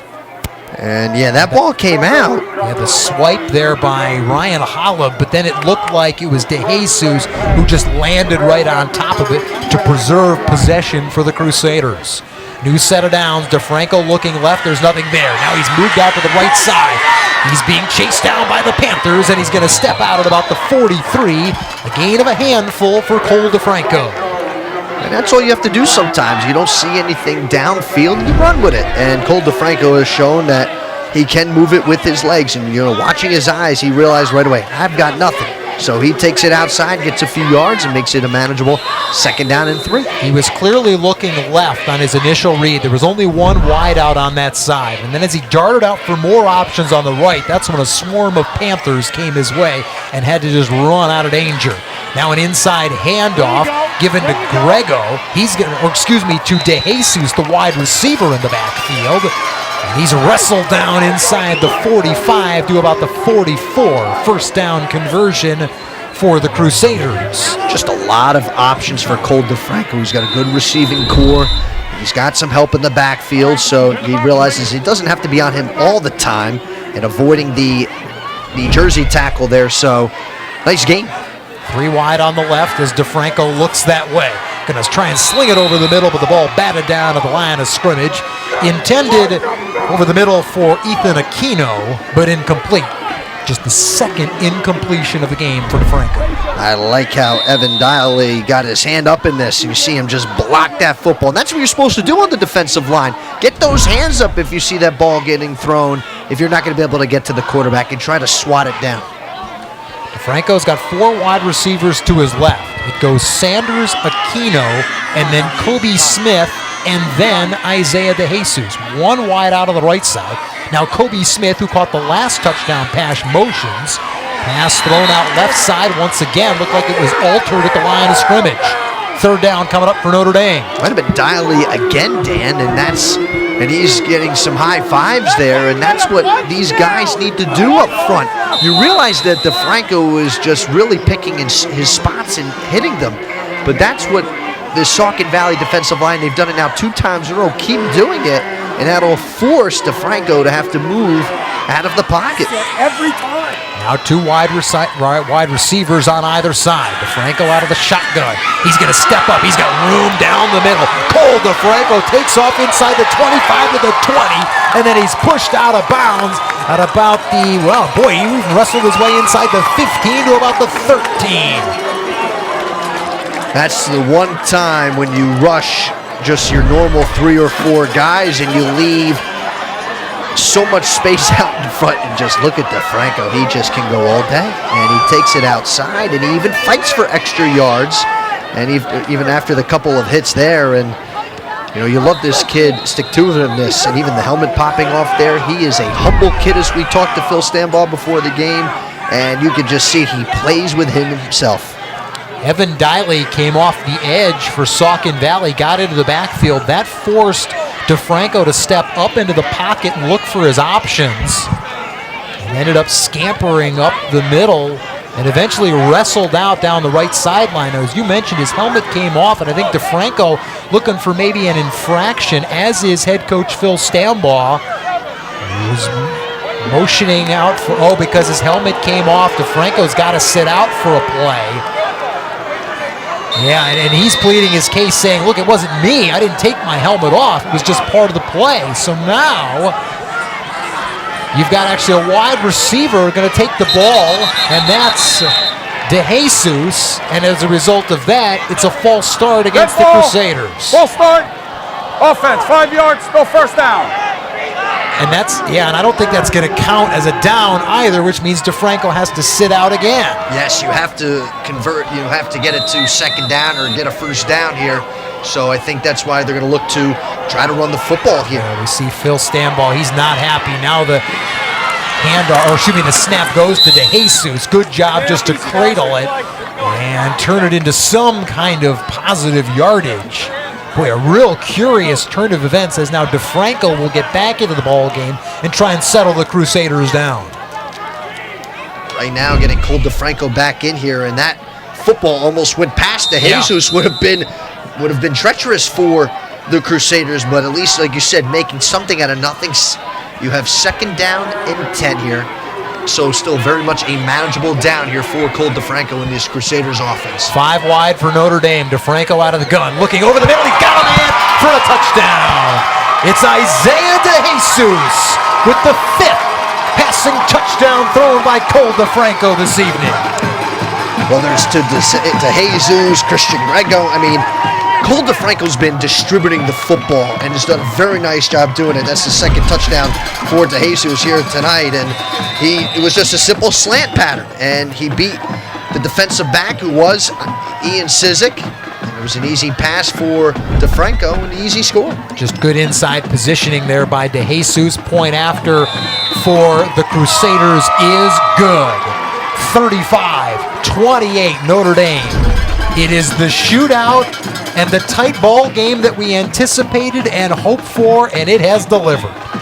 You could not have asked for a better football game, whether you're a Crusader fan or whether you're a Panther fan or just a fan of Colonial League football, because we are seeing just both of these teams go back and forth. And for those sitting at home now, that they're probably wondering, right, that means Saucon Valley is going to come out and tie this game here on this drive. That is certainly how the game script has gone. You mentioned the second receiving touchdown of the day for DeJesus. He's up to 8 receiving scores this season. 9 plays, 85 yards. That was the longest drive for either scoring drive here this evening. Took under 2 minutes, though. It is just impressive, Dan, how up-tempo this offense is, and it's almost very similar to like a college-style type offense. Well, DeJesus, no stranger to hurting the Panthers. He had 5 grabs for 102 yards and a touchdown a year ago in a victory over Saucon Valley. This year he's got 2 receiving touchdowns against the Panthers, the most recent of which the go-ahead score, as Saucon Valley's going to once again get good field position after a kickoff. Christian Alling was jostled out of bounds. That draws a crowd. They will separate, though, as the Panthers are set to take over on offense, trailing by 7. That was without question the biggest hit of the night. And right now the officials are just trying to get this situation calm. But what a return there by Alling and this Saucon Valley special teams. And right now I think the ball's spotted at the 48-yard line. So really the best field position start for Saucon Valley here tonight, and especially needed after Notre Dame took the go-ahead score. Yeah, they had really good field position on the last possession as well, and that resulted in the game-tying touchdown. So we'll see what the Panthers can orchestrate here. Down 7 with 90 seconds left in the third quarter. Give to Sizik. He's going to rumble right side. And behind big number 77, Tim Weaver will take the ball down to the 45-yard line of Notre Dame. And we talked to Phil Sam before tonight's game about Tim Weaver.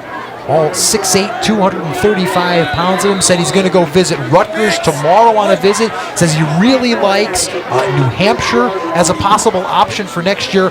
But whoever ends up landing the services of Tim Weaver is going to land one heck of a football player. I do know Rutgers could use a guy like Tim Weaver, especially playing in the Big Ten, as you know that style of football.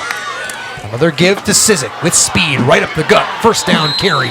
Move the sticks as the ball is plunged across the 40-yard line.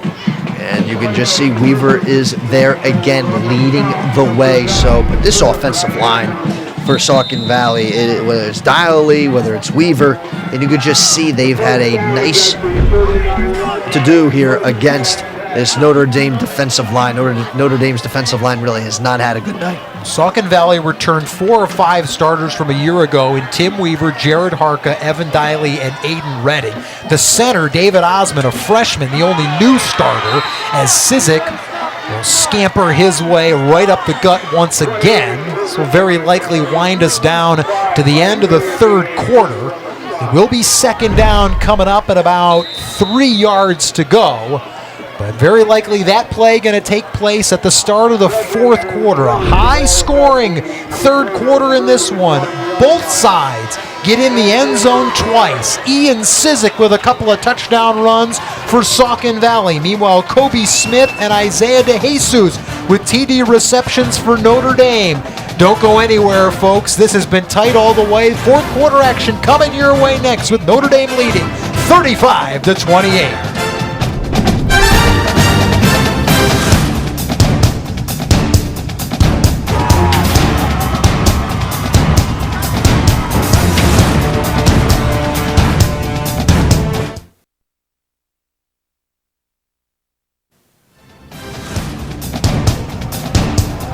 On a beautiful evening here in the Lehigh Valley. It's been one heck of a ball game between the Notre Dame Green Pond Crusaders and the Saucon Valley Panthers. Notre Dame with a 35-28 edge, but the Panthers knocking on the door offensively once again. Ian Cizik, another first down carry. That'll move the sticks once again with the Panthers trailing by 7 as we get quarter number 4 underway. I want to remind you that this fourth quarter brought to you by Kleckner & Sons Appliances. Service is their most important product. Check them out at klecknerandsons.com.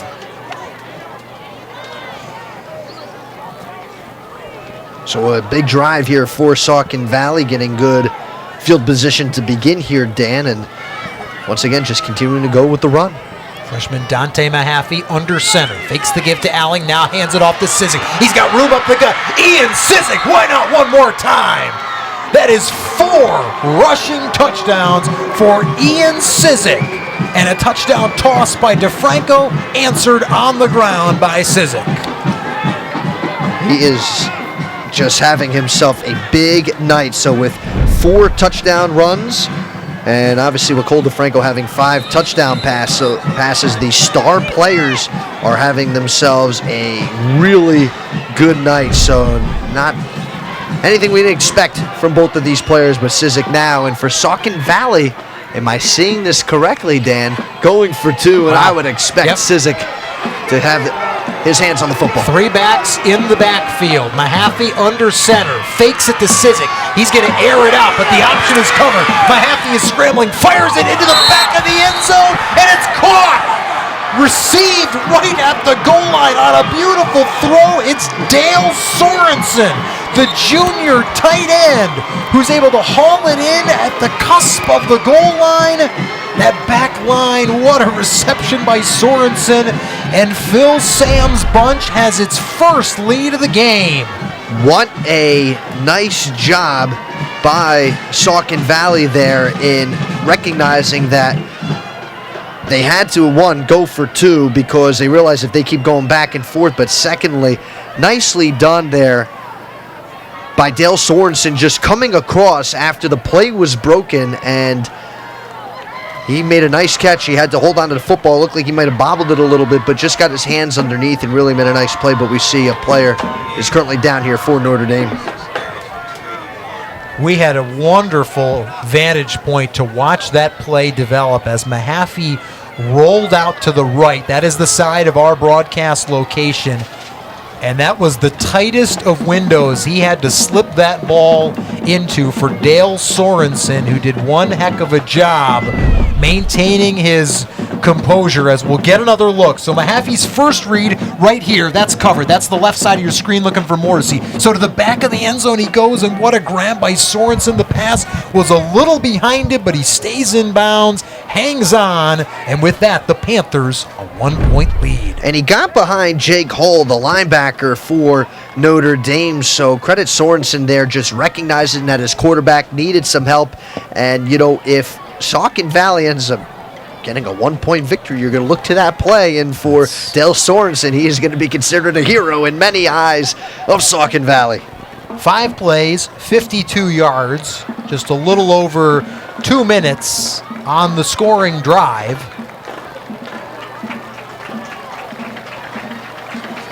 Is able to sort of hobble his way back to the sidelines. It's Jake Gillen, the 5'11", 175-pound senior, works his way back to the sideline for Notre Dame. The Crusaders in unfamiliar territory, trailing in this evening's game for the very first time. Notre Dame opened its 2018 campaign with a heart-wrenching 42-41 overtime loss at the Northwestern Lehigh Tigers. But since then, the Crusaders have not dropped the game. Now, it hasn't necessarily been blowouts along the way. In week 3, they needed overtime to dispatch the Southern Lehigh Spartans. Then only a 15-point victory a week later at Palmerton. But recently, the Crusaders have rolled their competition. In fact, 41 or more points in each of the last 4 ball games, and during that time having only allowed 58 total points across those 4 affairs. So now Cole DeFranco will go back to work offensively. DeFranco, 17 of 20 passing on the evening for 300 yards and 5 touchdowns, and yet his team trails by a point. DeFranco looking right side. He's going to sling it that way. Has a man in Sanders wide open. Across midfield, now to the 40. David Sanders out of the 30. It's a foot race down the 20, and he's pushed out of bounds just to top the 10-yard line. And just like that, the Crusaders punch back, and look at Phil Stambaugh running down the sideline, wanting his guys to hurry up and get right back to work on offense. I mean, why not? Because after getting a big passing play like that, you want to see your offense keep it going, keep that momentum going. But credit Cole DeFranco, once again, watch this, and he absolutely just takes 2 steps and fires it outside. And here's what's amazing if you're Saucon Valley. You had 3 guys around him, and you just flat out got beat. A 62-yard connection to David Sanders, and now trying to plunge it in is Christian Grego. He's going to be inside the 5-yard line, setting up first down and goal coming up for Notre Dame. Grego was a little gingerly. He kind of had to get some feeling back, it looked like, and he kind of got hit a little bit hard there on that tackle, but now standing to the left here of DeFranco. Wouldn't be surprised if that's going to be a little bit of an option there. DeFranco going to go right up the middle. He'll take it on the ground. He'll dive to the goal line, and he's in with 5 passing touchdowns. Now DeFranco gets it done on the ground as he lunges across the goal stripe for a rushing score. Make it the 7th rushing touchdown of the season for Cole DeFranco, and that puts the Crusaders in front 41-36. And DeFranco, and he had gotten tripped up on the play by Jared Harka, but it was a little too late as he had extended across the goal line. So now the 2-point conversion is going to come into play. Right, because now Notre Dame is up 5, but they want to go up a full touchdown plus the PAT. 4 wide receivers to the right. Now motion coming across in front of DeFranco. That's Grego. DeFranco looking left side. He's got a man. It's David Sanders Jr. hauling in the 2-point conversion. Crusaders in front by 7. And this is just the type of ball game we are going to see. So I like what Phil Samball is saying to Phil Sams. All right, you're going to go for 2? We're going to go for 2. And made it nice and easy. And for Saucon Valley's Justin Clements, flat out got beat there. How about the day for Cole DeFranco? 6 total touchdowns, 5 through the air, 1 on the ground. And he has just orchestrated one magnificent, picturesque scoring drive after another. That recent drive, just 3 plays, 69 yards, took only 41 seconds. The big catalyst play on the drive, a 62-yard reception by David Sanders Jr., who caps the scoring drive with a 2-point conversion to put Notre Dame in front by 7.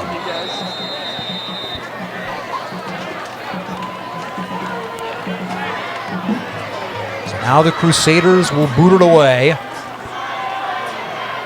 And Saucon Valley will have to try and find a response offensively. The Panthers, a bouncing kick. This is trouble.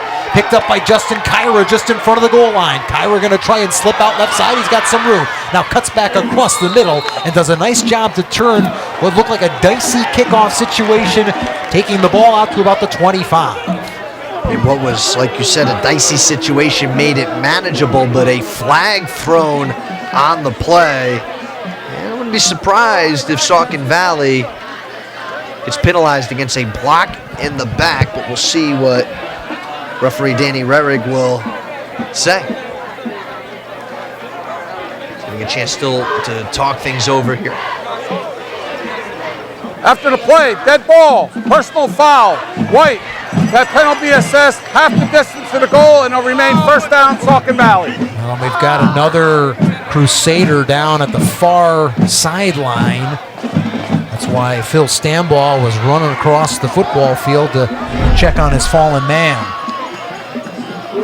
And we're going to see. There's a shove there, and that's probably it. Yep, right there. And this is where you get to this stage in the ball game. You got to keep your head on you. Emotions obviously are high. It's a game with a lot of meaning for both of these sides. Again, the winner, at worst, gets a share of the Colonial League regular season title. This is week 9, which means these teams only have 1 game left. Saucon Valley in week 10 will be home against Palisades, taking on the Pirates. That's a game we're going to have for you right here on Service Electric. Meanwhile, the Notre Dame Green Pond Crusaders will go to Wilson next week. And seeing there on the far side of the field, players still down for Notre Dame Green Pond, and Crusaders taking a knee here on the near sideline, obviously, out of respect. So you hope that the injury isn't too severe on the far side of the field, and that's why play is momentarily stopped. You know, we spend all week getting ready for these big-time games, and, you know, one thing you hope in these big games is that they will live up to the hype. Obviously, this one has, but even more than that, you want everybody to come out healthy. That's the biggest thing. Football, like all sports, meant to be fun, but meant to be, you know, enjoyed in a healthy state. And so obviously, you know, all eyes now at that far sideline, making sure that everybody's going to be okay. And that's the thing, too, with so much at stake for both of these teams, that you want to see these teams continue to be 110% moving on to next week. Dan, as you talked about the games that these two teams are playing next week, so... And right now it looks like still, I'm not sure if it was a leg injury, didn't see exactly, but Phil Stambaugh now is heading on over to the far side of the field, and I'm sure he wants to get an idea of what the situation is. Mention that game that Saucon Valley will have next week against the Palisades Pirates. Steve Degler and myself will be there in Saucon Valley for that contest, and hope you'll be able to join us on our Service Electric family of networks. Part of our continuing coverage of the high school football season. What a season it has been already to date. Of course, last week in the EPC, the Battle of the Unbeatens between Emmaus and Freedom. That one going not only right down to the wire, but then needing overtime to decide it. That was the highly anticipated showdown of week number 8 here in week 9. This is the game that all eyes were on, knowing that a share of the Colonial League regular season title is at stake, and this game has certainly lived up to its billing. It is 43-36 in favor of Notre Dame. We are in an injury timeout at the moment. As now that fallen Crusader player able to kind of get up and be helped back to the sidelines, so hopefully everybody going to be okay as play will slowly work itself back to resuming. Again, a one-possession ball game. Notre Dame with a 43-36 lead. The Crusaders have been guided by who else but Cole DeFranco. 5 passing touchdowns, 1 rushing score. Meanwhile, Saucon Valley has accounted for 5 total touchdowns. All have come on the ground. 4 trotted home by Ian Sizik. 10:33 to play in regulation. Panthers down 7. But with the football, although deep in their own territory, back to their own 12-yard line. Give us to Sizik, trying to find some room to maneuver. He'll carry it across the 20 for a gain of about 8 yards. So right back to what Saucon Valley does. Sizik with another nice run. And now for the Crusaders, especially with this 7-point lead here. Another stop here. Proved to be big. Ian Sizik entered the game averaging 206 rushing yards per game. He's got to be well close to that here tonight. In fact, he's way over it, 288. And why not add some more onto it as he carries the ball out across the 30 to about the 33.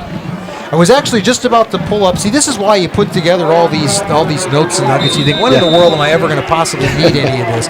Ian Sizik ran for a then season-high 295 yards in Week 7 against Wilson. Well, he has topped that here tonight. That most recent run going to put him, if not over, very close to 300 rushing yards. Meanwhile, that last rushing touchdown for Sizik that matches a season high with 4 rushing scores. It's the 3rd time he's had 4 rushing touchdowns in a game.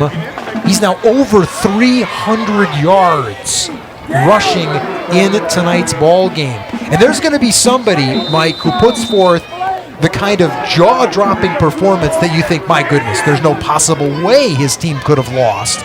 But somebody's going to come out on the wrong end of this one. No, absolutely. And, obviously for Saucon Valley, they're down right now. But,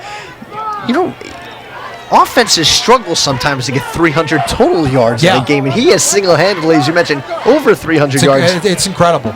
Inside give is to Alling. And again, that line just continues to move the pile. The ball across the 45 to the 46. Move the sticks one more time as the Panthers able to orchestrate yet another first down. And especially now the way football has transformed in an age of spread looks, pistol looks, but credit Phil Sams going still with an old school type offense here of ground and pound, running the football, move the chains, and Ian Sizik has exemplified that to a T. So it's been a majestic night for the young man. Well, from the very first week of the season, Phil Sams knew what he had. He had a big offensive line and a productive running back, and they have worked that in tandem to the tune of a 7-1 record coming into play tonight and are going toe for toe with one of the top offenses here in high school football.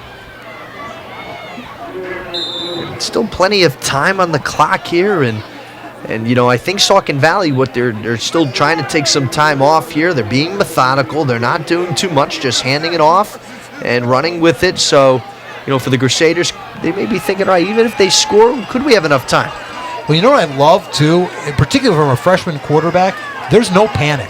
It's all calm on that Saucon Valley side of things. They know exactly what they're doing as the give goes to Sizik left side, taking it off left tackle once again, down to the 42-yard line, and another Panthers first down. And we're going to look at, Dante Mahaffey when he is a junior or a senior, and you're going to see how developed he is.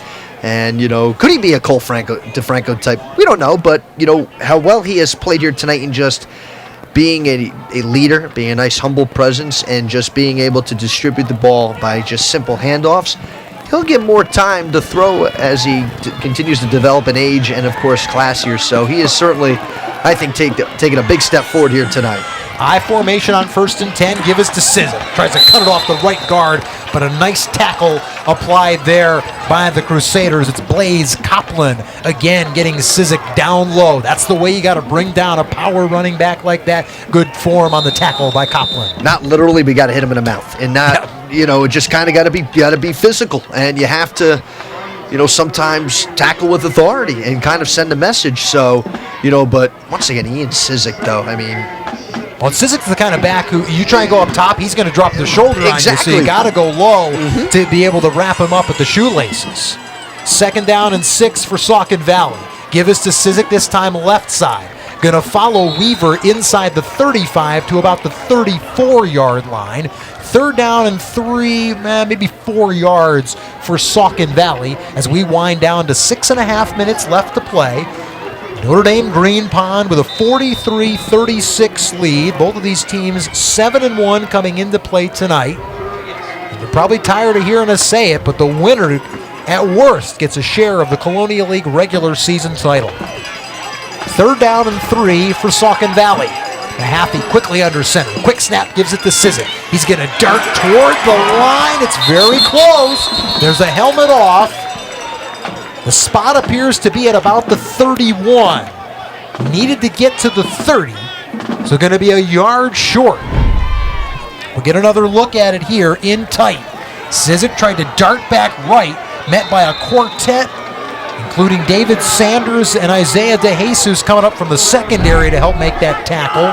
4th down and 1, and maybe the play of the football game coming up right here. Andrew Stackhouse having to come off the field because that was his helmet, Dan, and that could be interesting because he's been in the interior side of that defensive line. So as we're getting a measurement here, but I think you're right. It's still. I think it's going to be 4th down here, but I can understand why the measurement was being asked.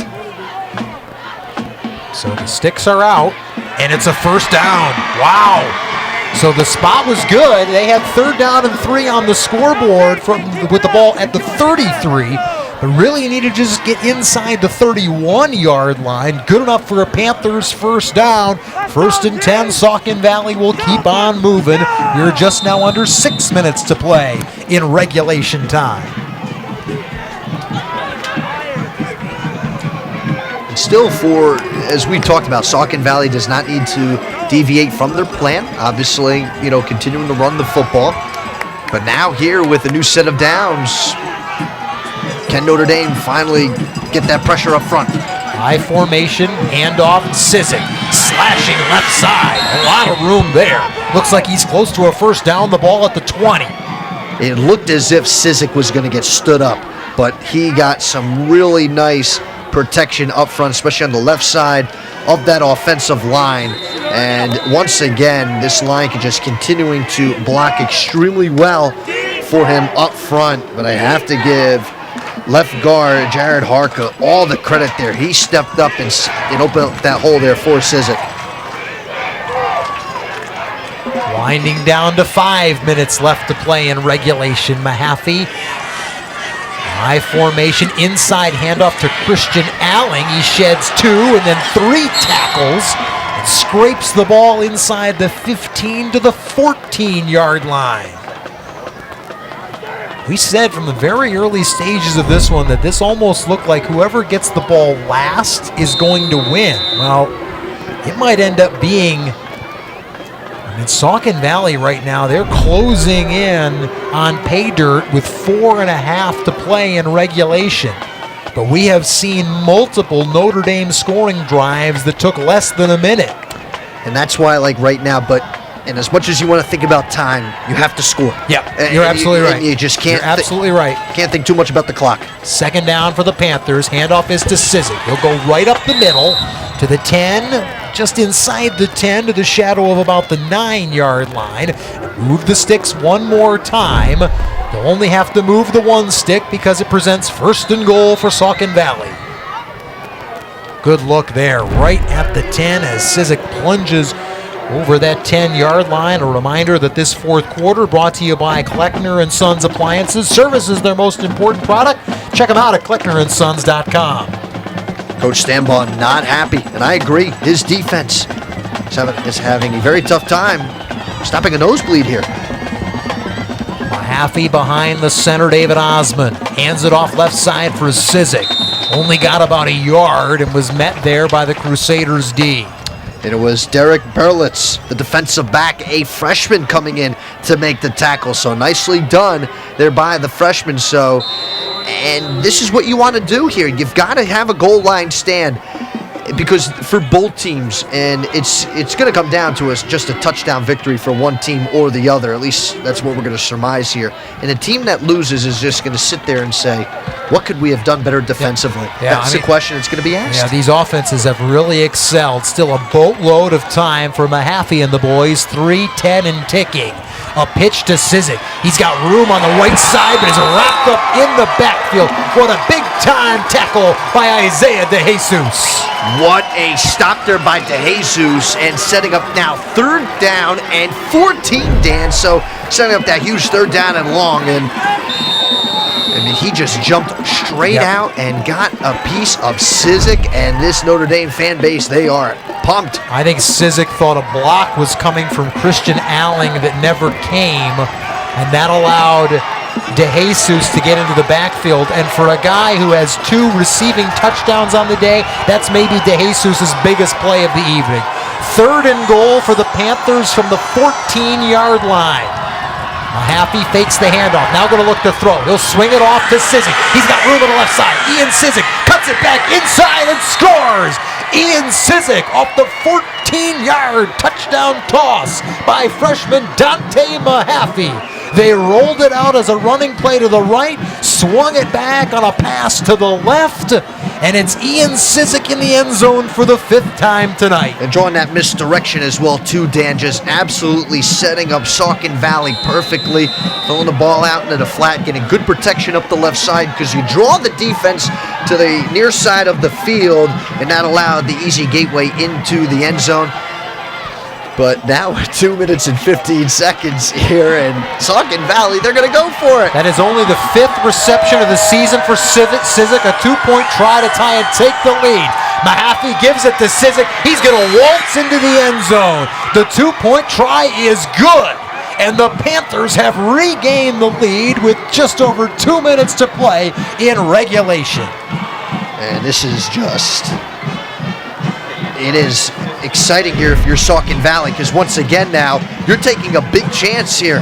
But you see out here into the flat, and it was Cizik who fouled his offensive line beautifully, and Daly leading the way.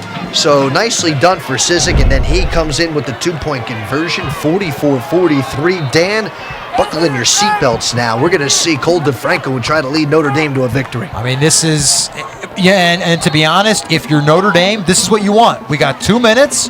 We got our superstar quarterback under center, and we got an opportunity here on senior night to win a memorable ball game and grab a share of the Colonial League title. We saw the touchdown. Here's the 2 points. Cizik went left for the TD. He goes right for the 2-point conversion. And from almost the moment the ball was in his hand, it was never in doubt. 15 plays, 88 yards, and just over 8 minutes on that scoring drive for the Panthers. Kickoff taken by the Crusaders, hauled out across the 40 to about the 41-yard line. That's where Cole DeFranco and company will take over here at home on senior night, trying to grab a memorable victory for the Crusaders. And now 2 minutes and 9 seconds, Dan, and for Cole DeFranco, this is what you dream of as a senior quarterback.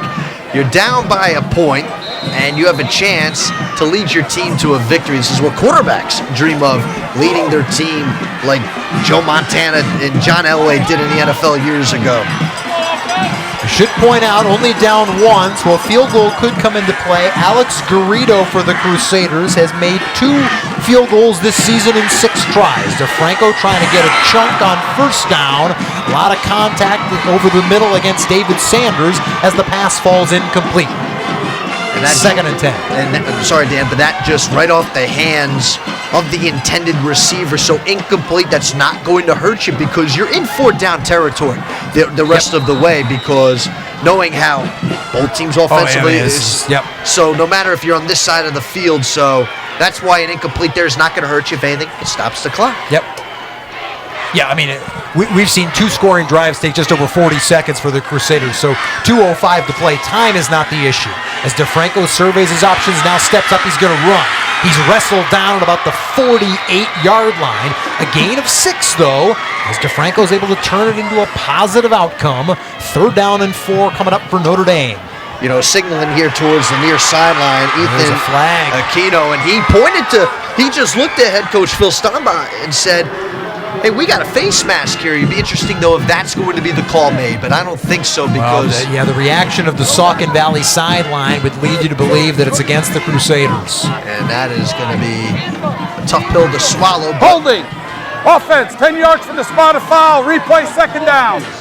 So they'll keep the down but lose the yardage.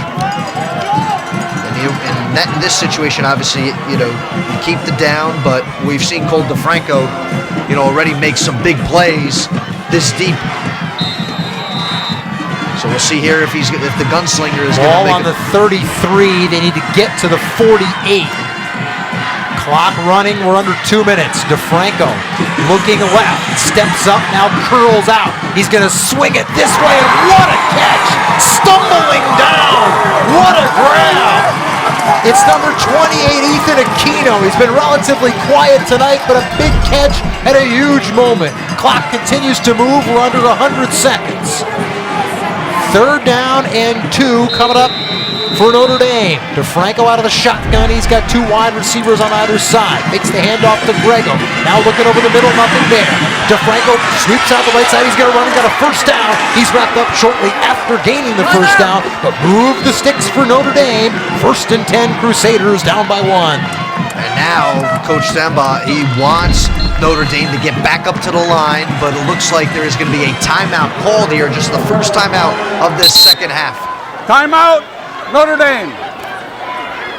So there is a timeout. It's a good opportunity for us to remind you that our timeouts are brought to you by ABE Doors and Windows, family owned and operated for over 40 years, offering the most energy efficient windows, entry doors, and garage doors, all at a great value.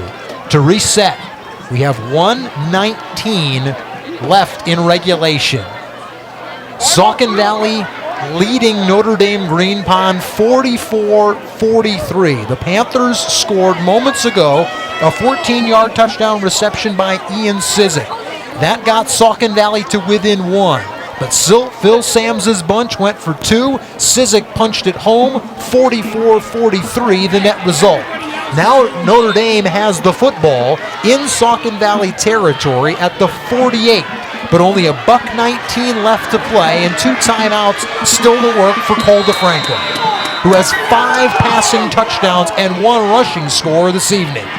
DeFranco out of the gun, has 4 wide receivers to his left, but there's nothing there. DeFranco's serving, fires it out near side and nearly intercepted.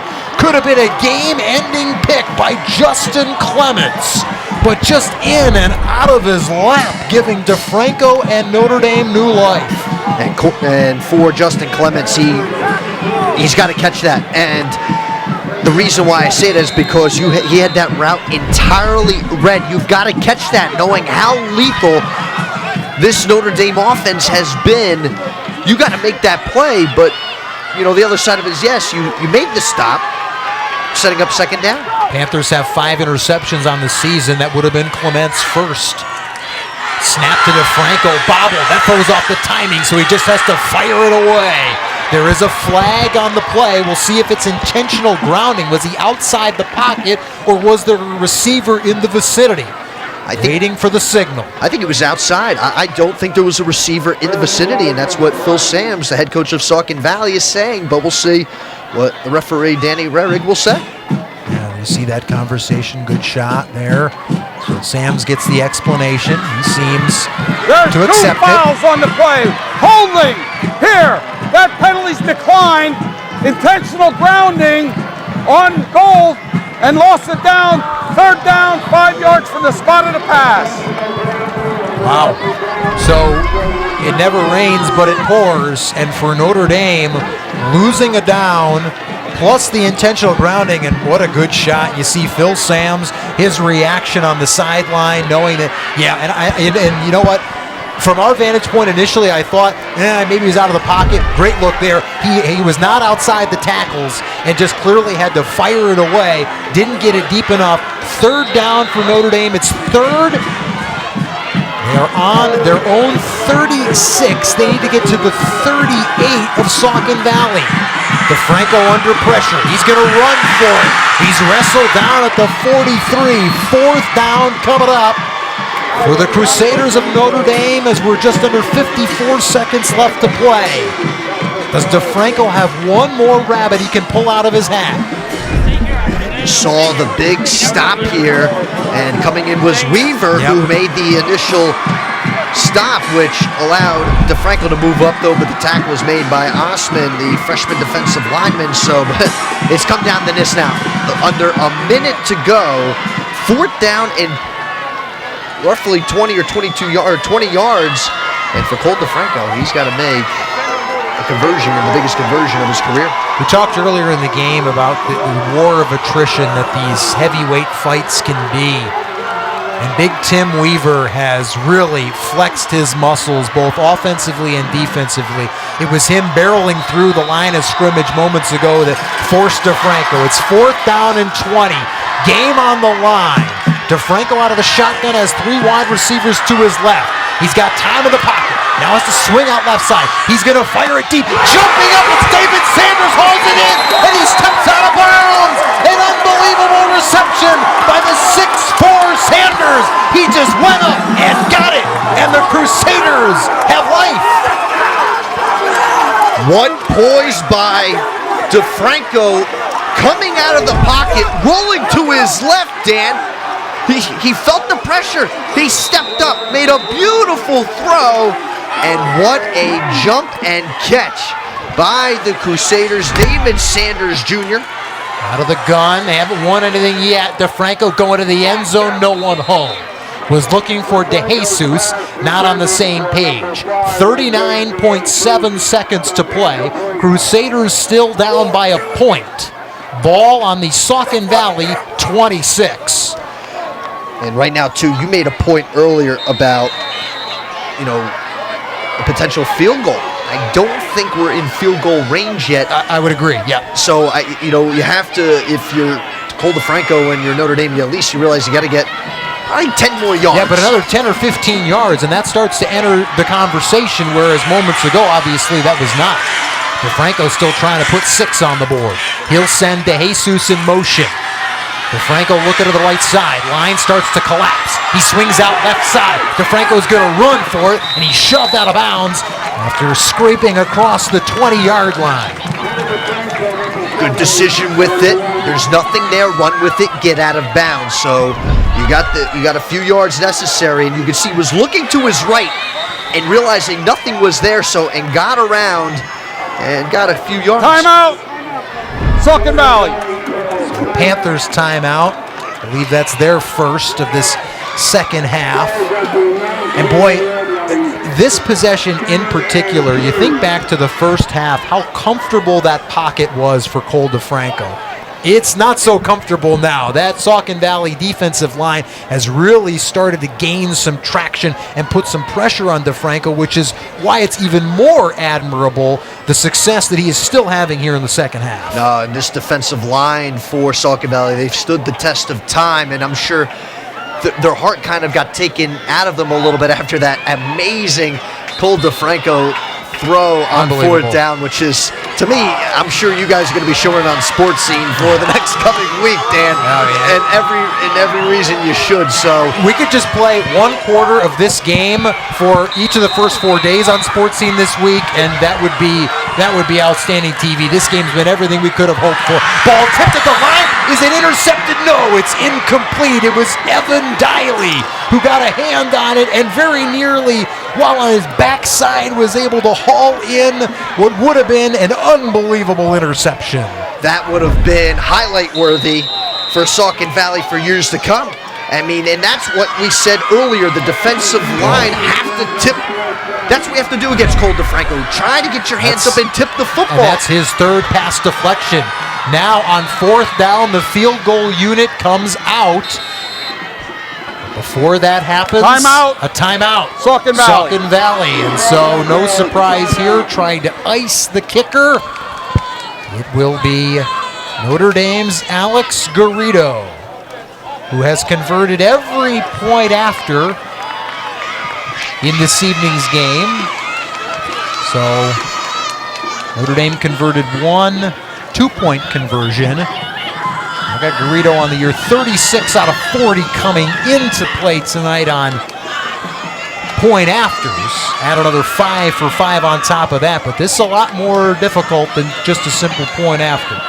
He's 2 of 6 in the field goal department on the season long of 27 yards. The ball is currently at the 19-yard line. That'll make it about a 36-yard try. So this is a full 9 yards longer than Garrido's longest conversion of the year. So now they back off the field goal try, and on 4th and 2, send DeFranco back out. So maybe that was to just try and burn a Saucon Valley timeout, and now the Panthers will counter with another timeout, the third and final timeout taken by Phil Sams.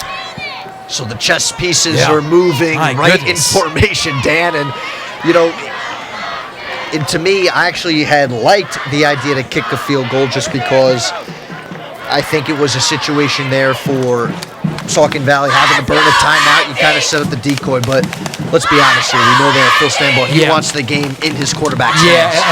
And I think that's the point right there, is that Alex Garrido, while he's been, great on point afters, he just simply hasn't had to try many field goals on the season. So now if you're going to fall on 4th and 2, are you going to do so with a guy who hasn't really had many opportunities, or a guy who's had the ball in his hands most of the night? And I would suspect here on 4th and 2 that Phil Stanbaugh is going to stick with Cole DeFranco, try and pick up a first down. Now remember, Notre Dame still has a timeout left. So they can run the ball here, they can pass it over the middle, and then stop the clock. So here we go, 4th down and 2. They're at the 19. The Crusaders need to get to the 17. Over the middle, the pass is hauled in. It is complete for first down yardage for Notre Dame. Crusaders, the clock will stop while the chains move. They were at the 19. This wasn't a gain of much more than first down yardage. The ball inside the 15 to the 14, so needed 2, got 5. And a timeout called by the Crusaders with 26.6 seconds to play, and Notre Dame down by a single point. Andrew Darno with the reception, huge reception, moving the chains, and now with no timeouts after this, and I would expect from Phil Stanbaugh trying to call a pass play here that would, of course, set things up for the touchdown. I know they can get a first down here before they can get a touchdown, which would then stop the clock. But I think at this point, if you got a shot to get in the end zone, why not? Let's just give a quick shout out to the atmosphere here at Notre Dame Green Pond High School tonight. I literally see 2 people on the far side sitting. Everyone else in the building standing right now, and why not? As there's motion on the line and a false start penalty coming against Notre Dame. False start. Boy, that hurts. Offense, 5-yard penalties, still first down. And I don't want to, put salt on a wound there, but that's inexcusable. You had just received the play from your head coach, and you go out there and you've got to be able to stay within yourself in the sense that you understand the pressure is mounting. You've got to be able to stay in there. Yeah, but I actually think that actually ties in with my earlier point. The atmosphere here right now, this is playoff atmosphere. Yeah, it's regular season, but DeFranco looking back of the end zone. He's got a man that he's staying down. Yes, he did! A touchdown reception by David Sanders. And the Crusaders have the lead back with only 20.6 seconds to play.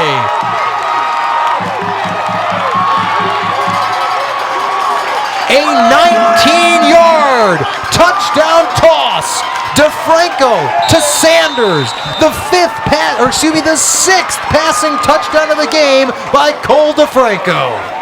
It is amazing to me that Cole DeFranco has not received a big-time offer. It's inexcusable. It really is. Quite frankly, it's, the knock is that he's only 5'11". I don't care. The kid is a winner, and he makes plays. There were quarterbacks shorter than him that played in the NFL. DeFranco now will try and put a 2-point conversion on the board. The lead is 5. He's going to roll out left side. He's met with some resistance and wrapped up short of the goal line. So it's a 5-point edge for the Crusaders with, again, just a shade over 20 seconds left to play. We'll get another look at the touchdown.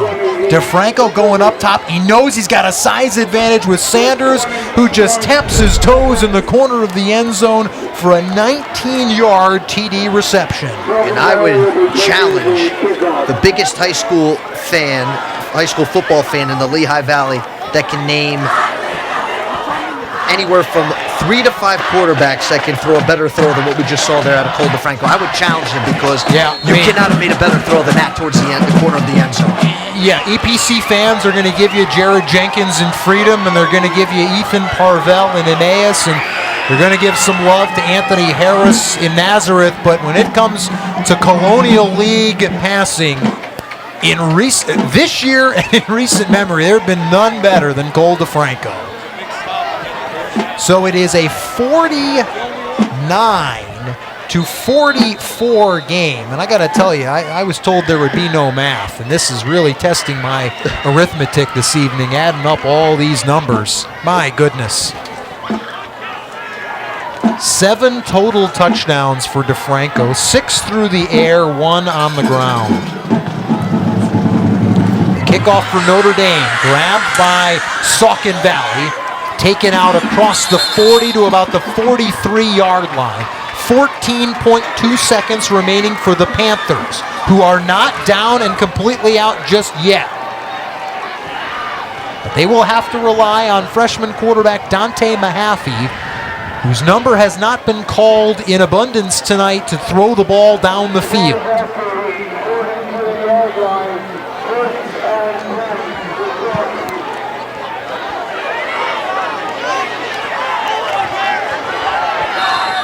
So Mahaffey will go out of the shotgun. He's got Sizik on his right hip, 3 wide receivers on the right-hand side.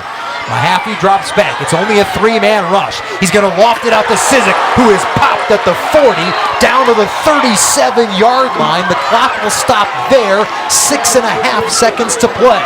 So they'll move the chains, and then Saucon Valley will either have to get a play off or spike it. Clock will run, and there's the spike, 4.4 seconds to play. So one more play coming for the Panthers of Saucon Valley, trying to avoid back-to-back setbacks while Notre Dame looks to extend its winning streak to 8 straight.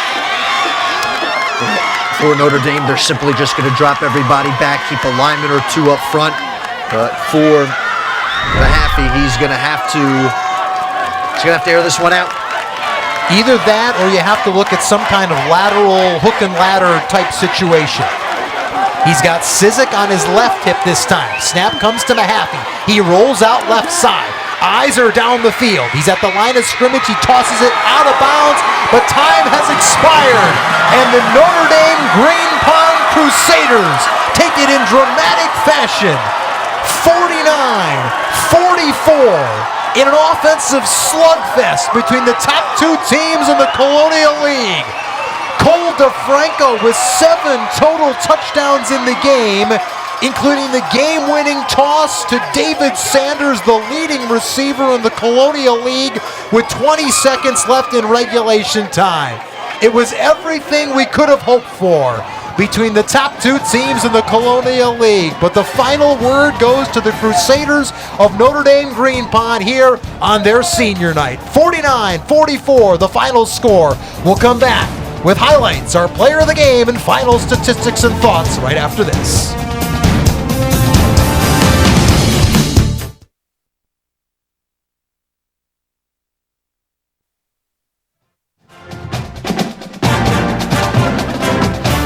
This highly anticipated Colonial League showdown certainly lived up to the hype as the Notre Dame Green Pond Crusaders knock off the Saucon Valley Panthers by the final score of 49-44. Notre Dame scoring with just 20 seconds left in regulation to take the lead. Saucon Valley would get the ball into Crusaders territory, but would come up just short in this one as Notre Dame improves to 8-1, and in doing so grabs no worse than a share of the Colonial League regular season title. Meanwhile, for the Panthers of Saucon Valley, they suffer their second consecutive setback and move to 7-2 on the season. Time now to take a look at our D.E. Cressman big play of the game, brought to you by D.E. Cressman Insurance, family owned and operated since 1956. And you see this touchdown pass to go ahead to David Sanders Jr.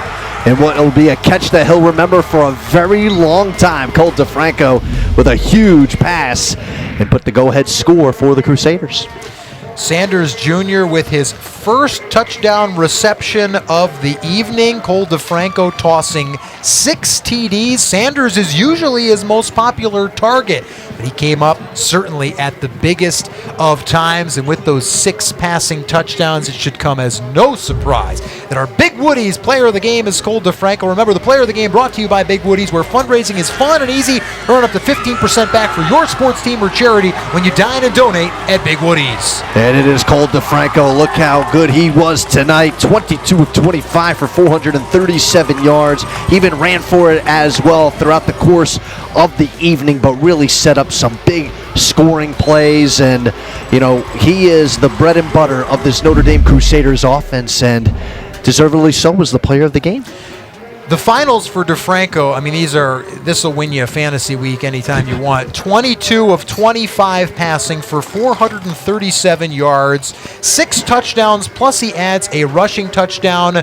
DeFranco came into the game needing 431 yards passing to become the all-time District 11 passing yards leader. He got 437, so he passes Central Catholic's Brendan Nosovich. He is now alone atop the District 11 all-time passing yards chart, so congratulations to Cole DeFranco. We talked to Phil Stambaugh before the game, Mike, about what a humble kid Cole is, and knowing that all the individual accolades come as a result of his teammates, and his teammates certainly had his back here tonight. And they certainly do. And, you know, for Cole DeFranco, I'm sure as he and the rest of the Crusaders team meeting at midfield and, you know, celebrating as well a big victory, and I'm sure he was thanking all of his teammates, but quite frankly, he does need to take a moment and, you know, realize that how well he has played, and I'm sure his family and friends will remind him of that. But what a collective effort by the Notre Dame Crusaders tonight. I know Saucon Valley, they're going to hang their heads a little bit, but they have nothing to be ashamed of because their future is certainly bright. Season highs for yards passing for DeFranco, the 437, and a season high 6 touchdowns. He certainly picked a heck of a time to put forth season high. Speaking of Saucon Valley, we've got to give props to Ian Sizik, who carried the ball a season high 48 times for a season high 342 yards. He added 4 rushing touchdowns and a receiving score as well, as Saucon Valley comes up just short in this one. Again, our final score this evening, the Notre Dame Green Pond Crusaders 49, the Saucon Valley Panthers 44. The Crusaders now 8-1 with 8 consecutive victories. Meanwhile, Saucon Valley still toward the top of that Colonial League table at 7-2 overall. That's going to do it for all of us here this evening. For my broadcast partner, Mike Ventola, for our director, Jake Leiby, I'm Dan Fremuth. Thank you so much for joining us this evening. We hope you've enjoyed another edition of high school football right here on Service Electric.